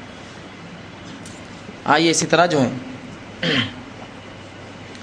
اللہ کے رسول صلی اللہ علیہ وسلم جو ہے ایک روایت میں جس کو ابن ماجہ نے روایت کیا، حدیث میں فرماتے ہیں اور کہتے ہیں جو شخص نماز چھوڑ دے تو یقیناً اس کی بابت اللہ تعالیٰ کو معاف کرنے کا ذمہ ختم ہو گیا. جو شخص نماز چھوڑ دے تو یقین جان لیجئے کہ اللہ نے اس کو معاف کرنے کا ذمہ ختم کر دیا اپنے اوپر سے. مطلب اب وہ سزا کا مستحق ہوا، اب اس کو سزا ضرور ملیں گی. تو جو جب تک نماز پڑھ رہا ہے اللہ کا مستحق ہے، عذاب اللہ کم کریں گا، سزا کم کریں گا. جو نماز چھوڑ دے اللہ سبحانہ تعالیٰ اس کو معاف نہیں کریں گا. میں سمجھتا ہوں اتنی باتوں نے جو ہمارے لیے ہلانے کے لیے ہمارے ذہنوں کافی تھی کہ نماز کیا ہے. اس طرح آپ فرماتے ہیں کہ جس شخص نے نماز عصر چھوڑ دی تو اس کے تمام اعمال باطل ہیں. جس نے صرف ایک نماز، کون سی؟ عصر کی نماز چھوڑ دی، آپ نے فرمایا اس کے تمام اعمال باطل. باطل سمجھتے ہیں آپ؟ بیکار ہے، کوئی کام کے نہیں ہے اس کے لیے. حج کیا، روزہ رکھا، زکوٰۃ دی، سب کچھ کیا، نماز نہیں پڑھا، باطل حج اور باطل روزے اور باطل زکوٰۃ ہے اس کی. آج یہی چل رہا ہے، حج کرتے ہیں، زکوٰۃ دیتے ہیں، روزے رکھتے ہیں، نماز کا کیا بھائی؟ یہ نماز تو کنجی ہے ابھی سب کو قبول کرانے کے لیے. یہ ہوئی تو پھر ان سب کا ثواب، یہ نہ ہوئی تو باقی سب خلاص. لیکن افسوس یہ بات ہم سمجھ نہیں پاتے اپنی زندگی میں. اسی طرح جو ہے رسول اللہ صلی اللہ علیہ وسلم نے تا حیات نماز پڑھی. رسول اللہ صلی اللہ علیہ وسلم نے کب تک نماز پڑھی؟ تا حیات، جب تک زندہ رہے اپنی نماز پڑھی، حتیٰ کہ انتقال تک نماز پڑھی. اب اندازہ لگائیے اس امت میں جس کو متقی، پرہیزگار، پیر، فقیر، اولیاء، ولی کہہ رہے ہیں، نمازی نہیں پڑھتے ہیں. یہ اللہ کا سب سے بڑا رسول، امام الانبیاء جس کا لقب ہے، جو نبیوں کا امام ہے، وہ شخص بغیر نماز کے نہیں رہ سکتا ہے، حتیٰ کہ موت تک نماز پڑھتا رہا. اور اس کے امتی یہ دعویٰ کرتے ہیں کہ ہم پہ نماز واجب نہیں ہے، ہم مستثنا ہیں، ہم پڑھے تو چلتا، نہیں پڑھے تو بھی چلتا. اندازہ لگائیے کیا نعوذ باللہ رسول اللہ کو وہ مقام نہیں ملا جو ان کو مل گیا کہ رسول پر نماز تو موت تک فرض تھی اور انہوں نے جو زندگی میں ترک کر دی. یہ بات اس لیے کہنا پڑ رہی ہے کہ لوگوں کو دیکھا جاتا دعوے کرتے ہیں لیکن نماز نہیں پڑھتے ہیں. جس کی نماز نہیں وہ کوئی اللہ کا ولی نہیں. یاد رکھیے جس کے اعمال ہی اللہ کا سبحان باطل ہے، جو نماز نہ پڑھے وہ کاہے کا ولی؟ وہ تو شیطان کا ولی. اولیاء شیطان ہے، اولیاء رحمان نہیں، اللہ کا ولی نہیں، وہ شیطان کا ولی ہے. پھر آئیے آپ صلی اللہ علیہ وسلم کی آخری نمازوں کی حالت دیکھتے ہیں. آپ صلی اللہ علیہ وسلم کی وفات سے پہلے وہاں عائشہ رضی اللہ عنہا فرماتی ہے کہ آپ پہ غشی طاری ہوتی اور تقریباً کم و بیش 3 یا 4 دن پہلے سے بخار آپ کو بہت تیز ہو گیا تھا. اور بخار میں آپ فرماتے ہیں عائشہ یہ اس یہودن عورت کا زہر کا جو ہے وہ اثر اب مجھ پر ہو رہا ہے، اس کا جو اس نے مجھے کھلایا تھا وہ زہر. رسول اللہ نے ایک واقعے میں ہوا تھا نا، زہر کا ایک لقمہ جو ایک یہودی نے ایک جو ہے بکرے میں جو ڈال کر دے دیا تھا، آپ نے ایک نوالا کھایا، بہرحال تھوک دیا، وہی آئی آپ پر، لیکن اس کا اثر فرماتے اللہ کے رسول اب مجھے اس کی تکلیف ہوتی ہے. حتیٰ کہ یہ حالت تھی کہ پسینے سے آپ شرابور ہوتے اور اپنے جو ہے پیشانی کو بار بار پہنچتے. اور آخری وقتوں میں یہ ہوا کہ ایک بار عشاء کے لیے آپ کی آنکھ لگ گئی. مطلب آپ پر جو ہے بخار طاری ہوا اور آپ بے ہوش ہو گئے اور آنکھ نہ کھلی. جب آنکھ کھلی تو سب سے پہلے الفاظ عائشہ رضی اللہ عنہا فرمایا اللہ کے رسول نے کہا کیا لوگوں نے نماز پڑھی ہے؟ یہ نہیں کہا میں کب سے بے ہوش ہے، تم کیا کر رہے ہو، رشتہ دار کہاں ہیں، خاندان والوں کو بلاؤ، فاطمہ ادھر بیٹھی اس کو بلاؤ، میرے چچا کو بلاؤ، میرے تایا، کس کو نہیں کہا کیا لوگوں نے نماز پڑھی ہے؟ تو سب اللہ کے رسول جانتے تھے آپ نماز نہیں پڑھائیں گے لوگ انتظار کریں گے نماز کا. تو کہا اللہ کے رسول نماز نہیں پڑھائی، اب ابھی نہیں پڑھی لوگوں نے، آپ کا انتظار ہے. کہا ٹھیک ہے پانی لاؤ، اور وضو کے لیے اٹھے اور پھر جو ہے گر گئے اور پھر بے ہوش ہو گئے. پھر اٹھے دوسری بار، کہا کیا لوگوں نے نماز پڑھی؟ تو کہا اللہ کے رسول انتظار ہے آپ کا بھی. تو کہا ٹھیک ہے، پھر وضو کے لیے اٹھے اور پھر بے ہوش ہو گئے. پھر تیسری بار یہی ہوا، آنکھ کھلی، کہا کیا لوگوں نے نماز پڑھی؟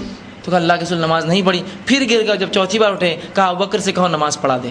مطلب مجھ سے اٹھنا نہیں ہو رہا نماز کے لیے، تم ابوبکر سے کہو کہ ابوبکر نماز پڑھا دے، اور ابوبکر صدیق رضی اللہ عنہ نماز پڑھائی.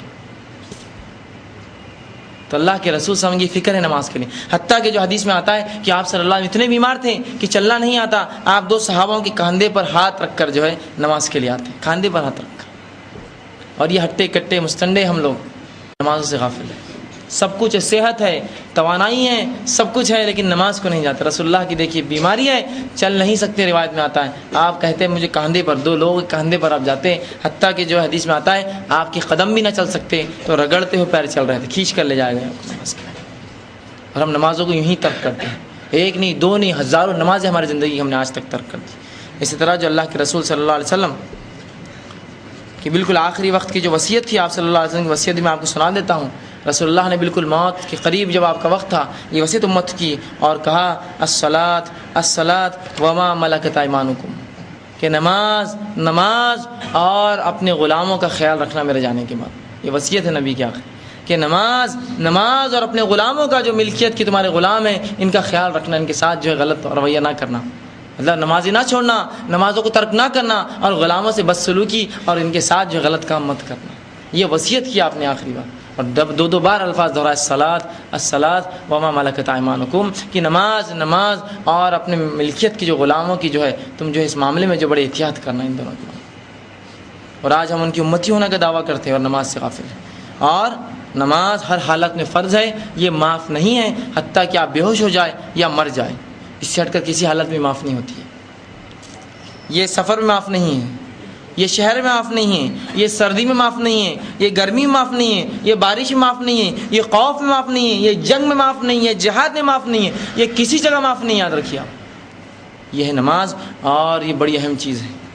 حتیٰ کہ نماز چھوڑنے والوں کے تعلق سے کتنے شدید عذاب ہے آپ دیکھیے. رسول اللہ صلی اللہ علیہ وسلم خود فرض نماز پڑھتے 5 وقت، نوافل اور جو ہے سنتوں کا اہتمام کرتے، اور اسی طرح فرض نماز کے علاوہ تہجد پڑھتے، اشراق پڑھتے، چاشت پڑھتے، اوابین پڑھتے، صلاۃ الاستسقاء پڑھتے، اور اسے صلاۃ التسبیح پڑھتے، صلاۃ الکسوف پڑھتے، صلاۃ الخسوف پڑھتے. کتنی نمازیں ہیں، صرف فرض نہیں پڑھتے، اس کے ساتھ یہ نمازیں بھی آپ سے پڑھتے ہیں. صلاۃ الخوف بھی پڑھتے آپ.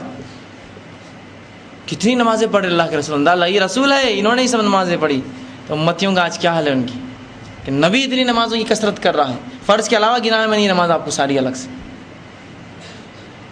اتنی نبی پڑھ رہا ہے. اور امتیوں کا معاملہ یہ ہے کہ کلمہ گو ہے اپنے نبی کے نہیں پڑھتے.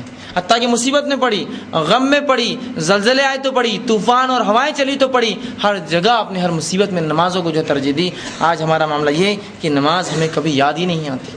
اور آج اس معاشرے میں جو بے حیائی اور جو بے راہ روی پھیلی ہوئی ہے اس کی وجہ کیا ہے، اس سے کیسے بچا جائے، اس کا جواب بھی قرآن نے دیا. اللہ نے کہا ان الصلاۃ تنہی عن الفحشاء والمنکر، کہ نماز وہ ہے جو آپ کو کیسے روکتی ہے، فحش، بے حیائی اور برے کاموں سے، اور منکر برے کاموں سے، اور فحش بے حیائی اور گندے کاموں سے اور منکر کاموں سے جو ہے نماز آپ کو روکتی ہے.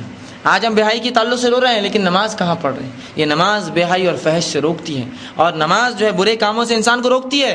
تو آج اگر برے کاموں سے بچنا چاہتے ہیں تو سب سے پہلے نماز کو تھام لیں. فحش سے اور جو معاشرہ جس طرح سے گندگی ملوث ہوتا ہے بچنا چاہتے ہیں، نماز کو عام کیجیے لوگوں کے اندر. خود پڑھیے، آل اولاد کو سکھائیے، آس پڑوس میں سکھائیے، سب کو حکم دیجیے. تجارت کے وقت پڑھیے، اور گھر میں ہو تو پڑھیے، سروس میں ہو تو پڑھیے. نماز معاف نہیں کسی بات، پڑھنا ہے آپ کو، کسی طرح اس کو ایڈجسٹ کرنا ہے. اسی طرح جو ہے اللہ کے رسول صلی اللہ علیہ وسلم کے تعلق سے جب سے آپ پر نماز فرض ہوئی، تہجد کی نماز آپ پر فرض تھی، تب سے لے کر موت تک ایسا کوئی واقعہ نہ آیا کہ آپ صلی اللہ علیہ وسلم بنا کسی شرعی عذر کے کوئی ایک نماز بھی چھوڑی ہو۔ تو اگر اس امت کا نبی اتنا نمازی ہو تو امتیوں کا کیا معاملہ۔ اب دوسرا ایک جو شک ہوتا ہے، جو وجہ بنتا ہے نمازوں کے اکثر چھوڑنے کا، اس کا ازالہ کر دیتا ہوں۔ وہ شک یہ ہوتا ہے، جو بات وہ یہ ہوتی ہے اکثر لوگوں کے ذہن میں کہ میں جب بھی نماز پڑھتا ہوں بڑے مجھے خیالات آتے ہیں برے برے، اس کی وجہ سے نماز چھوڑ دیتے ہیں۔ مسئلے دیکھا گیا، اس لیے یہ مسئلے کو میں خاص رکھ رہا ہوں سوال جواب سے ہٹ کر، کہ ہم نماز نہیں پڑھتے ہیں کیوں؟ تو ہمیں بڑے خیالات آتے ہیں لہٰذا ہم نے نماز چھوڑ دی۔ اس کا جواب سن لیجیے۔ ایک گھر ہے، اس گھر میں بہت مال و دولت ہے، وہاں چور آ رہے ہیں، آپ کیا کرتے ہیں؟ ایک گھر ہے، اس میں خوب مال و دولت بھرا پڑا ہے، تجوری ہے، اور وہاں چور آ رہے ہیں، آپ کیا کرتے ہیں؟ ایک دن چور آئے تو کیا کرتے ہیں، دوسرے دن کیا کرتے ہیں؟ لاک زیادہ ڈالتے ہیں اور حفاظت کے لوگوں کو بلاتے ہیں، پولیس کمپلین کرتے ہیں۔ مطلب چور جیسے جیسے زیادہ آ رہے ہیں ویسے ویسے آپ حفاظت زیادہ کر رہے ہیں۔ یا ایسا کرتے آپ کہ چور بہت آ رہے گھر میں، تجوری کھول کے چھوڑ دو، کیا کرتے ہیں آپ؟ چور آ رہے تو حفاظت بڑھا دیتے ہیں، تجوری کھول کر چھوڑ دیتے ہیں؟ حفاظت بڑھا دیتے ہیں نا۔ دوسرا، چور کہاں آتا ہے؟ جہاں کچھ ہے نا، ویران کھنڈروں میں چور جاتے ہیں، کیا لینا دینا ان کو، اس سے کچھ نہیں ملتا ہے۔ چور کہاں آتا ہے؟ جہاں کچھ مال ہوتا ہے۔ تو شیطان کہاں آئے گا؟ کس کو بہکائیں گا؟ کس کے دل میں گھسیں گا؟ جس کے پاس ایمان ہے۔ تو اگر آپ کو نمازوں وسوسے آتے تھے تو یہ ایمان کی علامت ہے، خوش ہوئیے اپنے رب کے سامنے کہ اس نے ایمان دیا ہے، تبھی تو چور آ رہے ہیں۔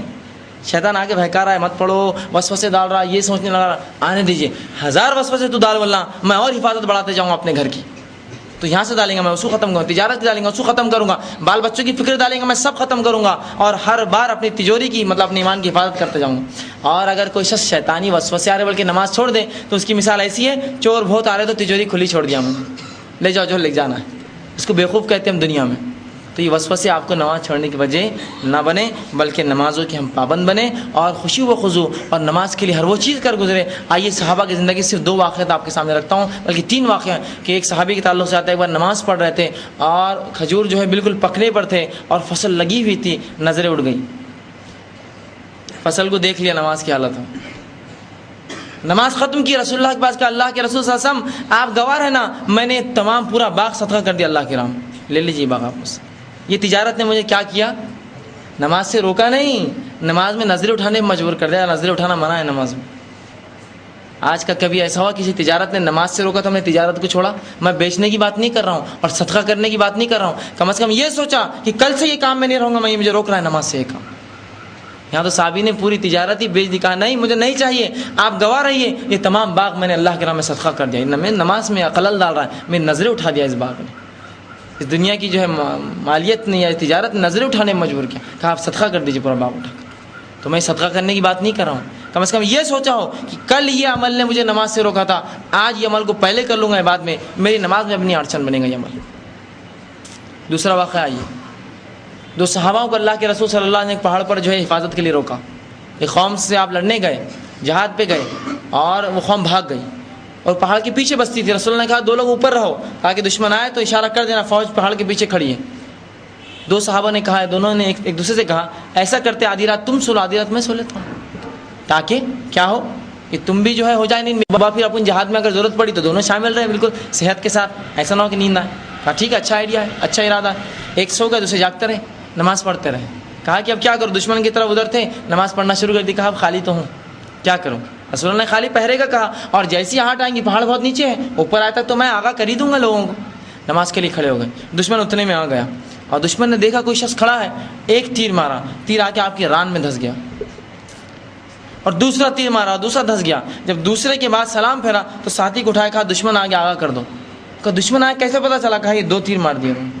کہا کہ تمہیں 2 تیر لگے اور تم نے مجھے اٹھایا کیوں نہیں؟ کہا میں سورہ کہف پڑھ رہا تھا، دل نہیں چاہا توڑنا، آخرت میں پڑھتا رہا، اور 2 تیر کھائے پیر میں۔ اور تیر کوئی مذاق نہیں ہوتا ہے، جب گھستا ہے تو وہ سامنے منہ تو چھوٹا ہوتا ہے، نکلتا کہاں ہے، نکلنے کے لیے اور چیرنا پڑتا ہے پیر کو جہاں بھی لگے، کہ تو بڑا ہوتا ہے پیچھے سے۔ تو کہا میرا دل نہیں چاہا کہ سورہ کہف کی تلاوت توڑ دو، لہٰذا میں پڑھتا رہا۔ اب آپ بولیں گے یہ تو صحابہ کو خشوع تھا جناب، آج کے دور میں ایسا خشوع کہاں ملتا ہے؟ اب آئیے آج کے دور کا خشوع بتاتا ہوں میں کہ اتنا خشوع آج ہم میں بھی پیدا ہو سکتا ہے، بشرط ہے کہ اس کی اہمیت دے، اس عمل کی ہم اہمیت نہیں دیتے ہیں۔ اب آئیے میں واقعہ سناتا ہوں، خاص طور سے واقعہ خواتین کے ساتھ زیادہ ہوتا ہے، اس لیے میں ان کا نام لے کے کہہ رہا ہوں۔ دو عورتیں باتیں کر رہی ہیں, بہت اہم بات. کیا ہوا ان کے پاس؟ چھری ہاتھ میں تیز ہے, کیا چل رہا, کیا ہوا, کیا نہیں, پوری انگلیاں کاٹ دی انہوں نے بات بات میں. اور پھر ارے خون کہاں سے آیا, یہ خون کہاں سے آیا, کہاں سے آیا ماں نہیں معلوم, سبزی کا رنگ تو نہیں ہے, ارے تمہارا ہی ہاتھ کٹا, او پوری انگلیاں کٹی ہوئی, جلدی دھو, تو پورے 1 2 3 4 ہاتھ پوری انگلیاں کٹی.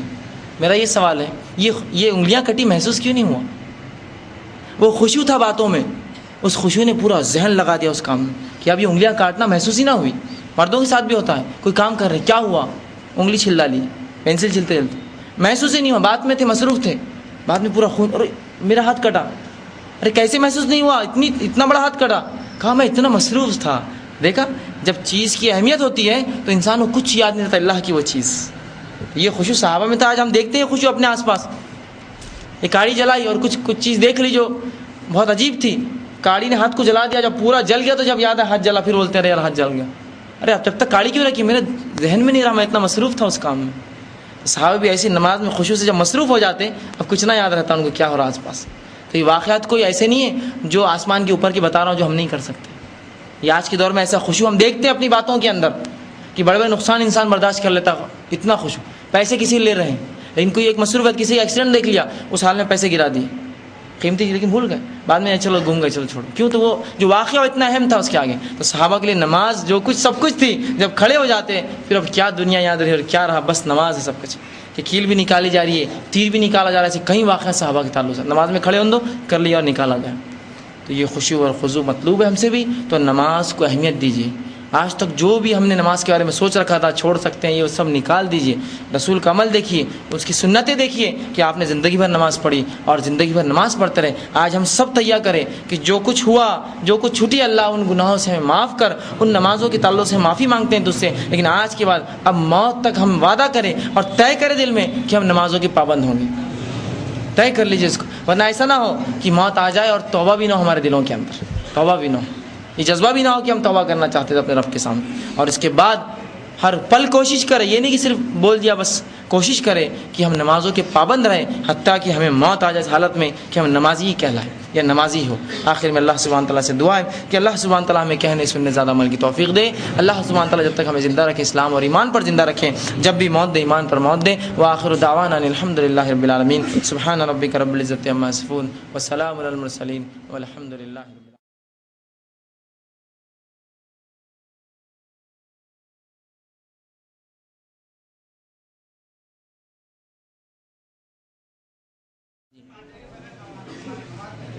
بہرحال میں ایک چیز گزارش کروں گا کہ ابھی نماز کے مسائل نہ ہوتے, اس کی اہمیت کے تعلق سے سوال ہو تو زیادہ میرے لیے بہتر ہوں گا اور عنوان کا حق ادا ہوں گا کہ نماز کی اہمیت کے تعلق سے چھوڑنا, اس کا ترک کرنا, کب چھوڑ سکتے, کب نہیں چھوڑ سکتے, کب پڑھنا ہے, یہ ایسے سوالات ہوں تو تاکہ یا اس کے وقت کب ہوتے ہیں, تو یہ اس کی اہمیت کے اندر زیادہ بہتر ہوں گا. بہرحال انشاءاللہ وقت رہا تو ان سوالات کے مسائل کے بھی جواب دوں گا, لیکن بہرحال اگر ابھی ٹاپک سے ریلیٹڈ ہو تو میرے لیے زیادہ بہتر ہوگا کہ میں آسانی دوں تاکہ اس کا حق ادا ہو.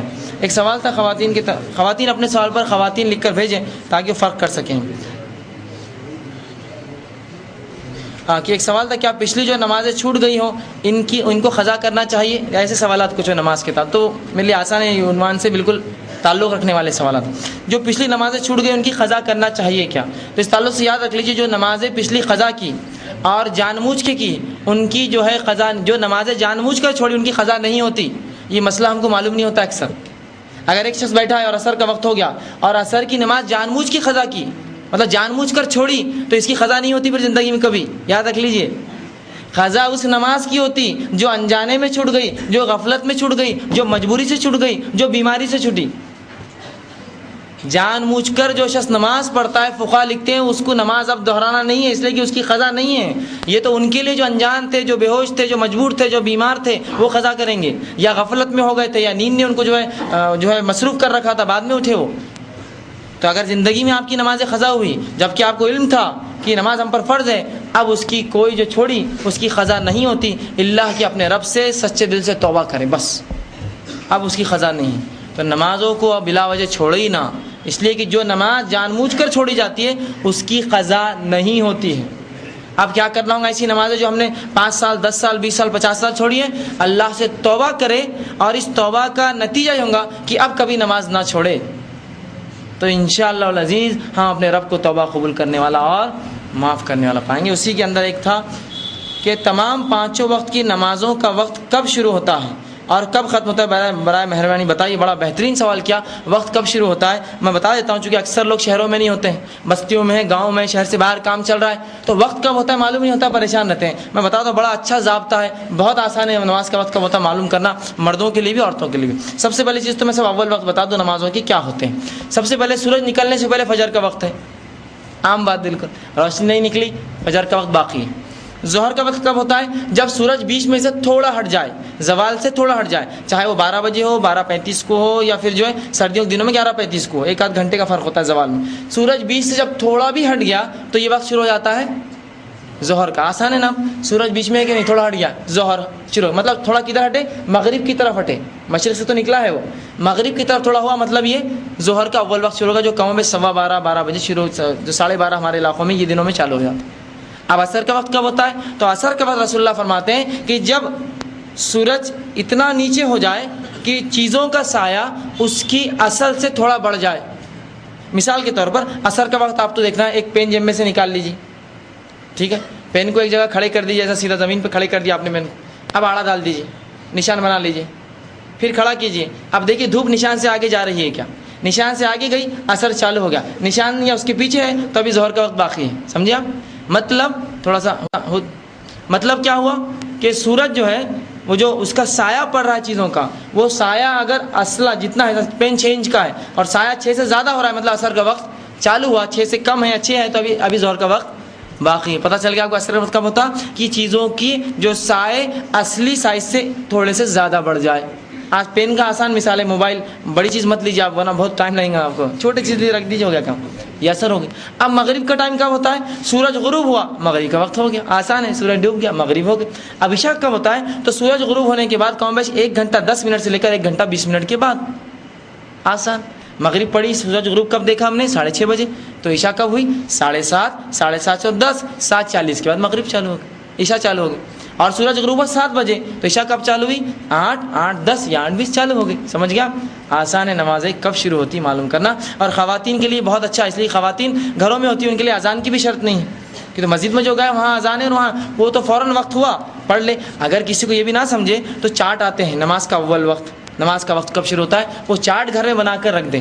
میں نہیں سمجھتا ہوں کہ ایسے بہت سے گھر ہیں جہاں وہ چارٹ ملیں گا آپ کو، حالانکہ نماز ہے نا اس کا وقت. لیکن افسوس اس کے علاوہ آپ کو ٹی وی کی ٹائم ٹیبلز لگے ملیں گے دیواروں کے اوپر، اس کے علاوہ پکچر کب دیکھنا ہے، کب ریلے ہوں گی اس کے ٹائم ٹیبلز ملیں گے، سب ملیں گے، فوٹوز ملیں گے ہیرو ہیروئنس کی. لیکن کبھی نماز کے اوقات کا ٹائم ٹیبل میں نے کسی گھر میں نہیں دیکھا کہ ان کی گھر کی عورتیں دیکھتی ہو نماز کی، تو پڑھنا ہی نہیں ہے تو اب دیکھنا کہاں ہے. اور جب کوئی چیز کی ضرورت محسوس ہوتی ہے چیز آتی ہے، یاد رکھیے، ضرورت ہی محسوس نہیں ہوئی کب نماز کے وقت ہوتا جان دو ماں، تو پھر کیوں آئیں گی وہ چیز.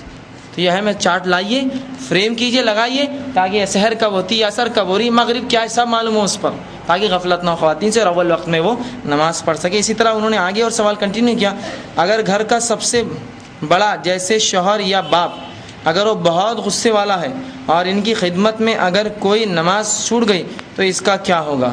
بہرحال اگر شوہر کتنا بھی غصے والا ہے، باپ کتنا بھی غصے والا ہے، تو اللہ رب العزت سے زیادہ اس سے غصہ نہیں ہوگا، تو اس کے لیے نماز نہیں ترک ہوں گی. ایسا آپ کہیے کہ والد صاحب ایک 5 منٹ دیجئے مجھے، میں نماز پڑھ لیتی ہوں یا پڑھ لیتا ہوں. ابا 10 منٹ دیجئے. شوہر آپ تھوڑی دیر رک جائیے، انشاءاللہ اس کے بدلے آج اچھا کھانا بنا دوں گی ایک. ہاں یہ امپورٹنٹ رہتا. یہ مسئلہ بہرحال اس ٹاپک سے نہیں لیکن بتا دیتا ہوں. خواتین جو اکثر جب دیندار ہوتی ہے تو ان کے بڑے جھگڑے شروع ہوتے ہیں خاندان کے اندر، شوہر سے جھگڑا سب سے پہلے چالو ہوتا ان کا. تو خواتین کو ایک بات جاننا چاہیے کہ اللہ سبحانہ تعالیٰ نے جس فطرت پر ان کو بنایا ہے اس فطرت اس ساخت کا فائدہ اٹھائے، نہ کہ وہ کرے. خواتین کا کیسا رہتا، حرام ہے بالکل، شوہر کو ایک دم ڈانٹ دے رہے، شوہر ڈر جا رہا ہے، اس کو کیا ہوا، کل تک اچھی تھی آج حرام، مکروہ ہے، تم کیا کر رہے ہو، نکل جاؤ یہاں سے، میں کل سے ماں باپ کے پاس جا رہی ہوں. اپنے ایسا نہ کرے، شوہر کو منوانا ہے آپ کو. اب ایک شوہر ہے جو شرک کرتا ہے، بدعت کرتا ہے، نماز نہیں پڑھتا ہے، منوائیے. جس ساخت پر اور جس فطرت پہ عورت پیدا ہوئی اس کا فائدہ اٹھائیے. جیسے آپ ساڑی کے لیے منواتے ہیں شوہر کو، ساڑی لینا ہے ایک اچھی سی، تو جا کر 2 دن پہلے سے اچھے کھانے بننا شروع ہو جاتے ہیں، بہت خوشبو آ رہی، کیا بات ہے، نہیں وہ یہ بنائی میں نے، اور پسند کی چیز ہے. دوسرے دن پھر وہی پسند کی چیز ہے، شوہر بولتا، پھر تیسرے دن شوہر پھر مجبوراً پوچھ لیتا کیا بات ہے، بولو چلو ایشو کیا ہے، یہ اتنا آ رہا، یہ ایشو ہے کیا. وہ ایک کیا ہے، سب ساڑیاں لے رہے اور تو ایک ساڑی کی میرے کو بھی ضرورت تھی، اچھا ٹھیک ہے اگلی تنخواہ پہ کر دوں گا، نہیں اگلی تنخواہ بہت دن ہو جائے، ٹھیک ہے ادھار لے کے دے دوں گا، بس چل ٹھیک، خوش ہے نا. تو یہ استعمال کیجیے ہر بار. شوہر دیندار نہیں ہے، شرک کرتا، بدعت کرتا، ہر بار استعمال کیجیے. روز اچھے اچھے کھانے بنائیے اس کے لیے، روز بیٹھ جائیے بازو اس کے. یہ چیزوں کو استعمال کیجیے. دین کے لیے تو ہے ہی اصل، دنیا کے لیے استعمال کرتے ہیں، دین کے لیے کیجیے اس کو، کہ منوائیے اس کو. روز اچھا کھانا کھلائیے. مجبوراً پوچھے کیا بات ہے؟ دیکھیے وہ میں چاہ رہی تھی کہ جس طرح سے ہم دنیا میں ساتھ ہیں جنت میں بھی ساتھ رہیں. بولیں گے کیوں تم کیوں شکر میں نہیں رہوں گا؟ نہیں، میں نے پڑھی کہ قرآن میں اور احادیث میں یہ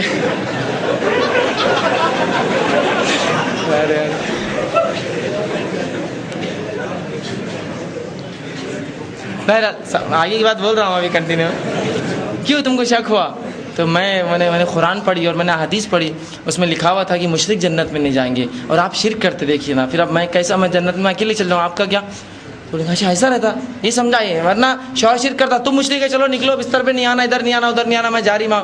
یہ مت کیجیے. استعمال کیجیے جو خوبصورتی اور جو چالیں استعمال کرتے ہیں آپ اپنی ساڑیوں کے لیے اور زیورات کے لیے، وہ دین کے لیے استعمال کیجیے. منوائیے ان کو، کھلائیے اور پلائیے. اور سب سے بہترین طریقہ دل تک پہنچنے کا پیٹ سے ہے. خوب کھلائیے اچھا، دل تک بات پہنچ جاتی ہے. استعمال کیجیے، لڑائی جھگڑا مت کیجیے. بہرحال تو خدمت اگر وہ جبر کرتے ہیں تو بس استعمال کیجیے سب چیزیں. دادا کو خوش کیجیے، دادی کو خوش کیجیے، ساس کو خوش کیجیے. اتنا خوش کر دیجیے کہ بہو کچھ بھی کر، نماز میں لگی ہوئی لگے رہن دو، بہت خدمت کرتی ہے ہماری. خوش کر دیجیے ان کو تاکہ یہ مسئلہ آئے نا.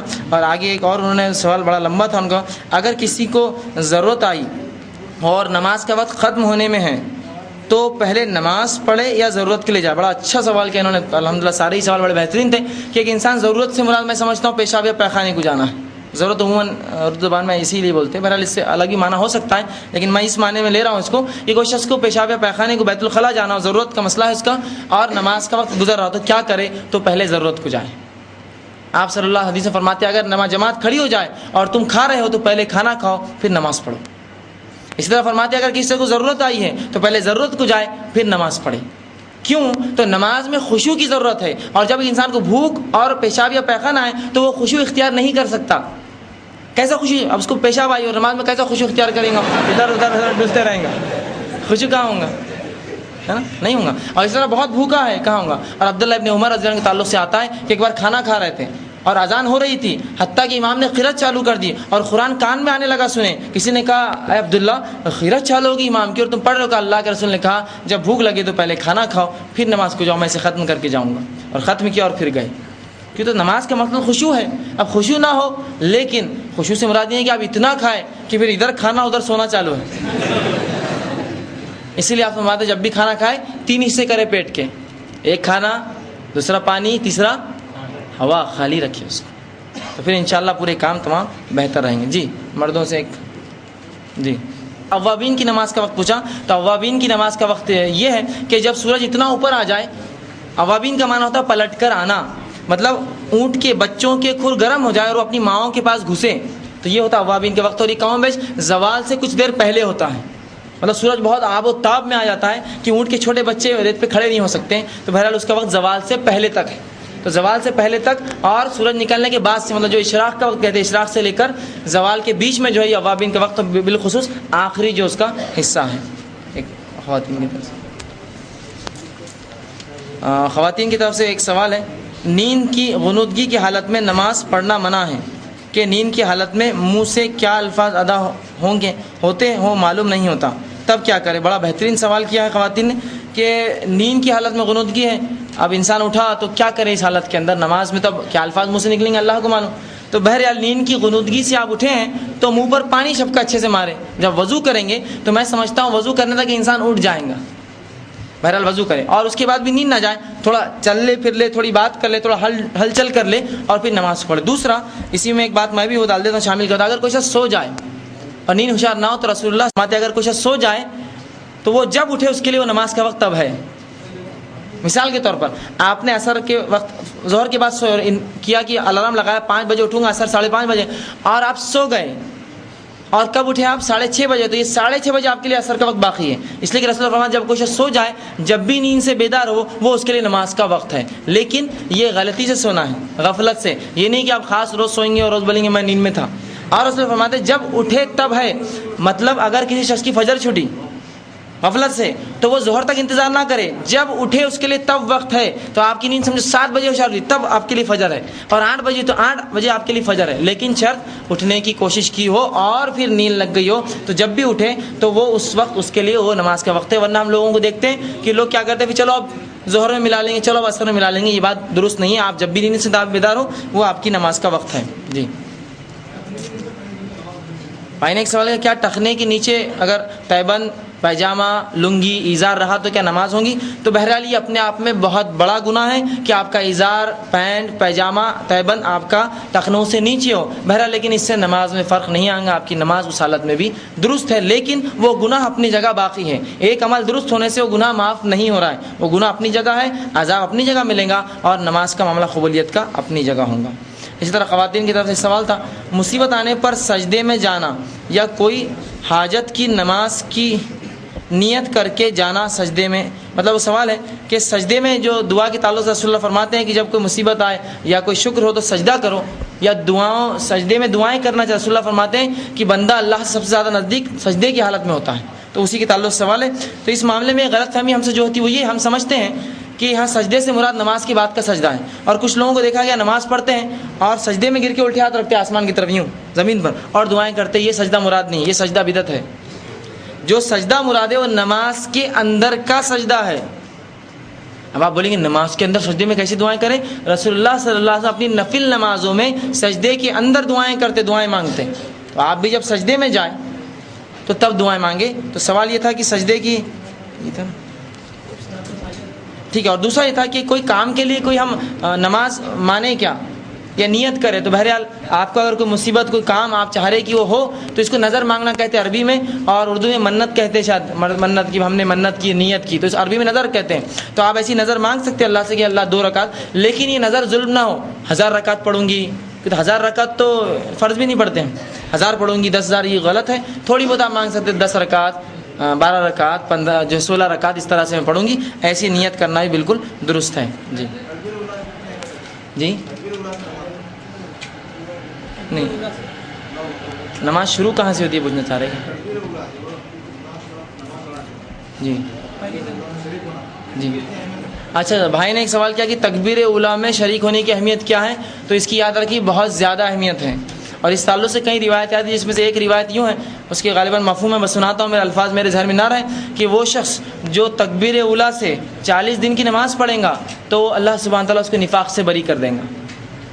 40 دن تکبیر اولیٰ سے امام کے ساتھ ہو تو تکبیر سے اولیٰ سے ملنا یہ بہت بڑا ثواب ہے. اس لیے کہ آپ ایک تو سب سے پہلے تکبیر اولیٰ کے لیے جلدی مسجد میں داخل ہوں گے، پھر تکبیر اولیٰ پائیں گے، مطلب پوری نماز امام کے ساتھ پائیں گے، ظاہر سی بات کا ثواب بڑھ گیا. بہرحال اس سے ہٹ کر بھی اور فضائل ہے، میرے ذہن میں بھی کوئی بات نہیں، اس لیے میں جو اتنا ہی جہاں تک میرا علم ہے اس کے مطابق میں نے آپ کو جواب دیا. اسی طرح ایک سوال ہے، صلاۃ شکرانہ، صلاۃ حاجت، صلاۃ شفاع نفل نمازیں پڑھ سکتے ہیں یا نہیں؟ مصیبت کے وقت کس طرح نماز پڑھنی چاہیے؟ بڑا بہترین سوال کیا. عموماً لوگ الگ الگ ناموں سے نمازیں پڑھتے ہیں جو کہ سنت سے ثابت نہیں ہوتی، تو انہوں نے پوچھ لیا کیا صلاۃ شکرانہ؟ تو یاد رکھیے شکرانے کی کوئی نماز نہیں ہوتی، اللہ کے شکرانے کے لیے نماز ہوتی ہے. دونوں فرق سمجھیے آپ. جیسے میں بولوں گا یہ 2 رکعت شکرانے کی نماز ہے، یہ غلط ہے. 2 رکعت پڑھ کے وہ شکرانے میں ادا کیجیے اللہ کو، کہ تو شکرانے کے نام سے کوئی نماز رسول اللہ نے کبھی نہیں پڑھی شکرانہ، بلکہ شکرانے کے لیے 2 رکعت، 4 رکعت، 8 رکعت، 10 آپ پڑھ سکتے. دوسرا یہ کہ صلاۃ الحاجت کیا ہے، مطلب مانگنا اللہ سے مدد. تو یہ صلاۃ الحاجت کوئی نماز نہیں ہے، اللہ کے کسی مصیبت، مشکل یا ضرورت کے وقت آپ جو بھی نفل نمازیں پڑھیں گے وہ صلاۃ الحاجت بن جاتی ہے. جیسا اللہ نے کہا وَاسْتَعِینُوا بِالصَّبْرِ وَالصَّلَاةِ، کہ اللہ سے مانگو صبر اور نماز کے ذریعے. تو آپ جو بھی نماز مصیبت میں، ضرورت کے لیے اور پریشانی میں پڑھیں گے وہ صلاۃ الحاجت خود بخود بن جاتی ہے. اس کی نیت کی ضرورت نہیں، میں صلاۃ الحاجت پڑھتا ہوں بولنے کی ضرورت نہیں. اسی تیسرا تھا نفل نمازیں پڑھ سکتے ہیں کیا نہیں؟ شفا کی بھی کوئی نماز نہیں، اللہ کے شفا کے لیے اللہ سے دعا کر کے نماز پڑھ سکتے ہیں آپ، جو کہ وہی ہو جائیں گا اللہ سے مدد مانگنے میں جو آپ نماز پڑھ رہے ہیں. اور تیسرا تھا مصیبت کے وقت کس طرح نفل نماز پڑھے؟ تو مصیبت کے وقت جس طرح سے 2 رکعت نفل نماز پڑھتے ہیں ویسی نفل نمازیں پڑھتے جائیں. نفل نماز جیسی پڑھتے ہیں، تکبیر اور باقی سارا معاملہ ویسی پڑھے، یہ ہو جائیں گے آپ کی جو ہے مصیبت کے لیے جو وَاسْتَعِینُوا بِالصَّبْرِ وَالصَّلَاةِ کے اندر آئیں گا کہ نماز پڑھنا. نفل نماز 2 رکعت کے بعد سلام کر کے پڑھی، یہ افضل ہے. جی جی تم تھوڑا سا دیکھ لو کس کا پہلے آ رہا، میں تھا کہ پھر بھائی نے ایک بڑا بہترین سوال کیا کہ میں نے کہا کہ نماز کے سجدے میں آپ دعا کریں گے، تو کیا نماز کے سجدے میں اب ہم کو تو عربی نہیں آتی، اردو میں کریں؟ تو سب سے پہلی چیز تو جان لیجئے نفل نماز کے سجدے کے اندر آپ عربی میں دعا کریں گے اولن تو، لیکن اگر عربی میں آپ کو دعائیں یاد نہیں ہیں تو علماء نے اس کی بھی اجازت دی کہ آپ نفل نماز کے سجدے میں اپنی زبان میں اردو، ہندی، مراٹھی، انگلش، تمل، تیلگو، ملیالم، پنجابی جو آتی ہے اس میں دعا کر سکتے ہیں، لیکن نفل نماز، ورنہ ایسا نہ ہو کہ آپ فرض نماز میں شروع ہو جائے مجھ پر الزام آ جائے گا۔ تو اس نماز میں علماء نے اجازت دی اس حدیث کے تحت کہ بندہ اللہ سے سب سے زیادہ نزدیک سجدے کی حالت میں ہوتا ہے، لہذا تم اپنے رب سے دعائیں مانگا کرو۔ مفسرین نے لکھا اس تعلق سے اور محدثین کہتے ہیں چونکہ ہر آدمی عربی نہیں جانتا دنیا میں، لہذا اس نماز کے اس سجدے کے حد تک آپ اپنی زبان میں دعا کر لیں، اس کی اجازت دی جا سکتی ہے، لیکن فرض نماز کے اندر اجازت نہیں دی جا سکتی۔ ایک سوال ان کا، پھر انشاءاللہ بھائی کا ایک سوال تجوید، یہ مردوں کی طرف سے دکھ رہا سوال ہے، اچھا تجوید سے قرآن پڑھنا ضروری ہے یا سادہ طریقے سے بھی پڑھ سکتے ہیں، اور نماز میں کس طرح پڑھنا چاہیے؟ بہرحال کسی نے تجوید کے تعلق سوال کیا، تو تجوید سے جو شخص نماز پڑھ سکتا ہے یا قرآن پڑھ سکتا ہے ضرور پڑھے، وہ ضروری ہے، لیکن مجبوری ہے، زبان کی مجبوری، علاقے کی مجبوری، کم علمی کی مجبوری، معلم نہ ہو، ٹیچر نہ ہو، تجوید سکھانا اس کی مجبوری ہو، تو بہرحال اس مجبوری میں اللہ سبحانہ تعالیٰ ہماری مجبوری کو دیکھیں گا اور ہم سے اس کا سوال نہیں کریں گا، لیکن جب مجبوری نہ ہو تو یہ آپ کے لیے ضروری ہے جب بھی قرآن پڑھے وہ تجوید کے ساتھ پڑھے۔ اور نماز میں کس طرح پڑھے؟ تو نماز میں آپ جب قرآن پڑھیں گے اگر امام ہو تو تجوید آپ کی ظاہر ہے، لیکن اگر آپ مقتدی ہو تو خاموشی سے پڑھیں گے۔ کچھ لوگوں کو دیکھا گیا کہ جب نماز پڑھتے ہیں اور تجوید آتی ہے اتنی زور سے پڑھتے ہیں ایسا لگتا ہے امام بنے ہوئے ہو، ظہر کی نماز پڑھ لے گی اتنی تیز، بازو والے 2 سنتے یہ سنتے اور پیچھے والے 3 سنتے ان کی آواز، ایسا نہ ہو، اس لیے کہ نماز میں خاموشی اختیار کرنا ہے آپ کو۔ امام کے پیچھے جو ہے وہ آپ دل میں پڑھیے، آپ کو جو پڑھنا ہے زبان سے ادا کر کے زور سے نہیں کریں گے آپ، اس معاملے میں خاموشی سے پڑھیے۔ تو لہٰذا آپ جب نماز پڑھ رہے امام ہو تو قرات کا معاملہ تو واضح ہے، امام نہ ہو تو خاموش پڑھیں گے، آوازیں نہیں کریں گے، ورنہ پھر وہ جہر ہو جائیں گی، وہ آواز سری نہیں ہوں گی، خاموش نہیں ہوں گی، جہر میں آ جائیں گی، اس سے احتیاط کریں۔ ان کا سوال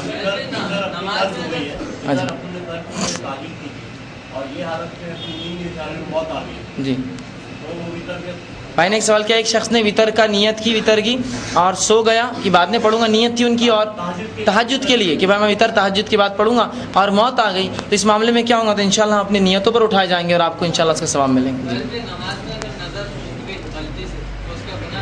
سوال کیا نماز میں نظر اٹھ گئی تو گناہ ہے؟ ہاں، نماز میں رسول اللہ فرماتے کوئی اوپر نہ دیکھے، کوئی دائیں اور بائیں جانب نہ دیکھے، یہ گناہ ہے، ممکن ہے کہ تمہاری نظریں چھین لی جائے، لیکن بہرحال اگر ایک آدھ بار ہو جائے تو آپ فوراً نظروں کو نیچی کر لیں، ورنہ نماز میں لوگوں کو دیکھا گیا خشوع اور خضوع کی بنسبت وہ کیا کرتے ہیں، نماز میں کھڑے ہوتے ہیں اتنا تک منڈی ہلاتے ہیں یوں ادھر، تو اس کا حل بھی میں دے دیتا ہوں آپ کو۔ ہمارے پاس بھی کچھ لوگ مسجد میں یوں ہی کرتے ہیں کہ نماز میں جو ہے ادھر ادھر پورا، جس کو عام زبان میں گھورا گھاری بولتے ہیں، سب چالو تھی، تو ان کا طریقہ آپ نے یوں ایجاد کیا ان کی اصلاح کا کہ جب بھی وہ نماز میں دیکھتے ہیں ان کو سلام کر دیتے ہیں، السلام علیکم،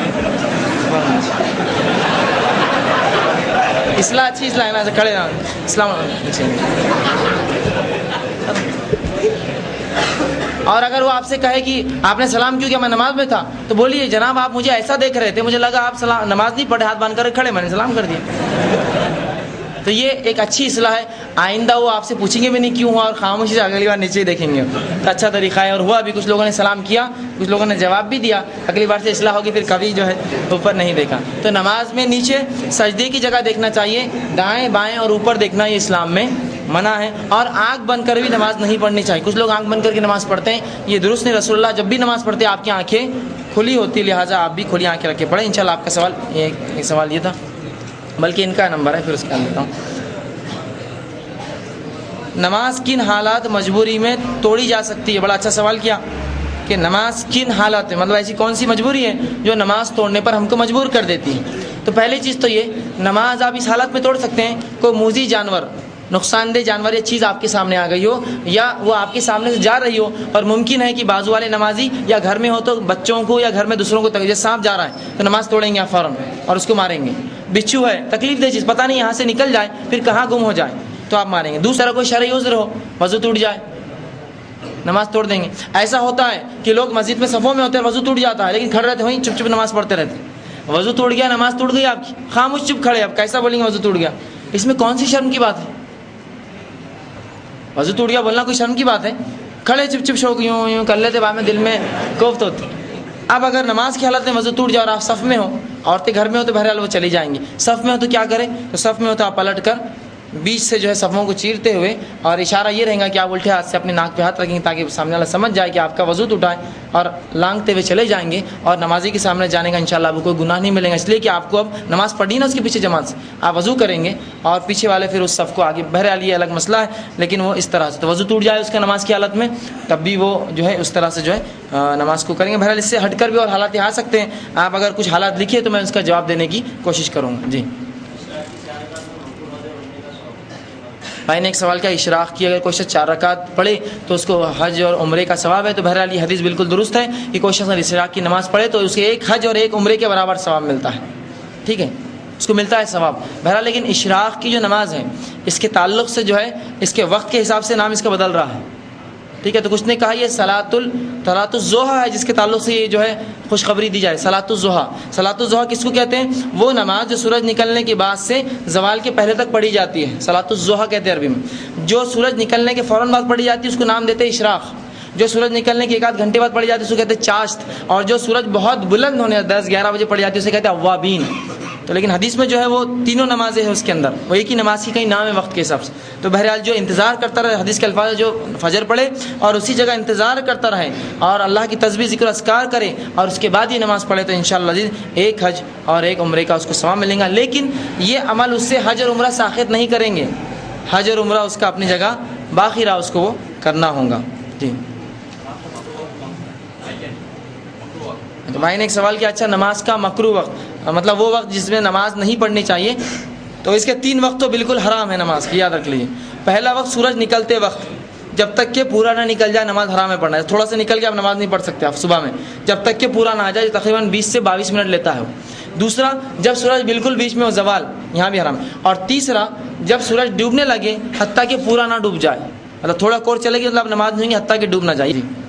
ایک آپ نے ابھی نماز کے تعلق سے بتایا نماز کس طریقے سے پڑھنا چاہیے، ایک بات یہ بھی معلوم ہوئی کہ ماشاءاللہ آپ دیوبند سے فارغ ہے اور وہاں پر آپ نے بھی نمازیں پڑھی ہوں گی، جیسا کہ الحمدللہ کے بعد میں زور سے آمین کا کہنا اور کہاں پر ہاتھ باندھنا، اور ابھی آپ کس طریقے سے نماز پڑھتے ہیں؟ کیونکہ آپ نے الحمدللہ ابھی جو ہے تو بہت ساری باتوں میں بہت سارے لوگوں کو کام پہ لگا دیا۔ ابھی ایک حجت یعنی باتیں چل رہی تھی باہر تو انہوں نے کہا کہ ارے بھائی فیض بھائی کے پاس جا رہے ہیں، اثر کی نماز پڑھی بغیر ٹوپی کی نماز پڑھے ہو، تو جیسا نماز میں اب یہ سنت باتیں آپ درس دے رہے ہیں ماشاءاللہ، تو ان باتوں کا عمل ہونا چاہیے، میری ایک اپنی رائے ہے۔ اور اب نماز کس طریقے سے ہم پڑھے، جیسا کہ نوجوان بچے سب سلام کرتے تھا ہاتھ بننا، کیا کرنا، تو قرآن حدیث کی روشنی میں بتائیں۔ جی میں نے ایک سوال کیا بہرحال کہ نماز کس طرح پڑھی جائے، جب میں نے نماز کے تعلق سے اتنی باتیں کہی تو نماز کس طرح پڑھی جائے، اور ایک مثال کی اثر کی نماز جو ہے بغیر ٹوپی کی پڑھ لی، تو بہرحال نماز کے اندر جو ہے چند چیزیں ایسی ہیں، ہر چیز بلکہ دین اسلام میں ہر چیز برابر نہیں ہے، جیسے کچھ فرائض ہیں، کچھ واجبات ہیں، کچھ سنتیں ہیں، کچھ نوافل ہیں اور کچھ آداب آتے ہیں، ہر اس میں ہر عبادت میں یہی ہے کہ فرض نماز، نفل نماز یا واجب نماز ہے جس کو موقعہ کہتے ہیں، یا پھر سنت نماز ہے، نفل نماز ہے، ٹھیک ہے۔ اسی طرح ہر معاملے میں روزہ ہے، فرض روزہ، نفل روزہ، پھر اس کے آداب، اس کے واجبات یہ ہیں۔ اسی طرح نماز کے اندر کچھ چیزیں جو ہے فرض ہے، واجب ہے، سنت ہے، نافل ہے اور اس کے آداب ہیں۔ جیسا سوال کا ایک حصہ تھا ٹوپی کے تعلق سے،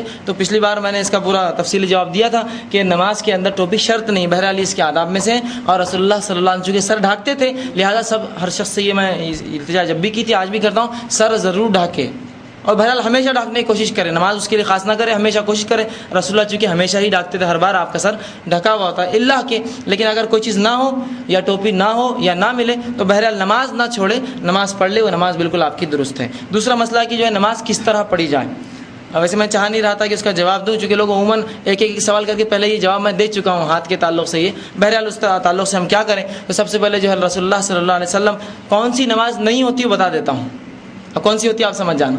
اللہ کے رسول صلی اللہ علیہ وسلم کے سامنے ایک شخص آئے اور نماز پڑھی، آ کے سلام کیا، آپ نے جواب دیا اور کہا تیری نماز نہیں ہوئی، جا پھر سے دوہرا لے۔ پھر وہ شخص پھر سے نماز پڑھ کے آئے، پھر سلام کیا، آپ نے جواب دیا، کہا تیری نماز نہیں ہوئی، پھر تو دوہرا لے۔ پھر وہ شخص گئے، پھر واپس آئے، سلام کیا، نماز پڑھ کے کہا تیری نماز نہیں، تو دوہرا لے۔ تو کہا اللہ کے رسول صلی اللہ علیہ وسلم اس سے اچھی نماز مجھے نہیں آتی، اب میں نہیں پڑھ سکتا ہوں، آپ بتائیے۔ تو آپ صلی اللہ علیہ وسلم نے کہا جب تو نماز کے لیے کھڑا ہو تو تکبیر کہے اور اتنی دیر قیام کر کہ سورہ فاتحہ پڑھ، قرآن کا حصہ پڑھ جو تجھے آسان لگے، اس کے بعد تو رکوع کر، اتنی دیر تک اطمینان سے کر کہ تیری ریڑھ کی ہڈی کہ جو ہے بالکل سکون میں آ جائے، اتنی دیر تک رکوع کر، اس کے بعد تو کھڑا ہو سمیع اللہ حمیدہ کہہ کر، اور اتنی دیر تک کھڑا رہے کہ تیری ریڑھ کی ہڈی سکون اختیار کر لے، مطلب پورے اس کے جو من کے آرڈرز میں آ جائے۔ اس کے بعد جب تو سجدے میں جائے اتنی دیر سجدہ کر کہ تیرے پورا ریڑھ کی ہڈی سکون اختیار کر لے۔ پھر تو جب سجدے سے اٹھ اتنی دیر بیٹھا رہا بیچ میں، جلسہ استراحہ جس کو رکا رہے کہ تیری ریڑھ کی ہڈی پھر سکون اختیار، پھر تو دوسرا سجدہ کر، اسی طرح پوری نماز کر۔ تو اس واقعے سے جو بات پتہ چلی وہ یہ ہے کہ جو جلد بازی سے نماز ہوتی جس میں ریڑھ کی ہڈی سکون نہیں پاتی، رسول اللہ صلی اللہ علیہ وسلم کے نزدیک وہ نماز نہیں ہوتی۔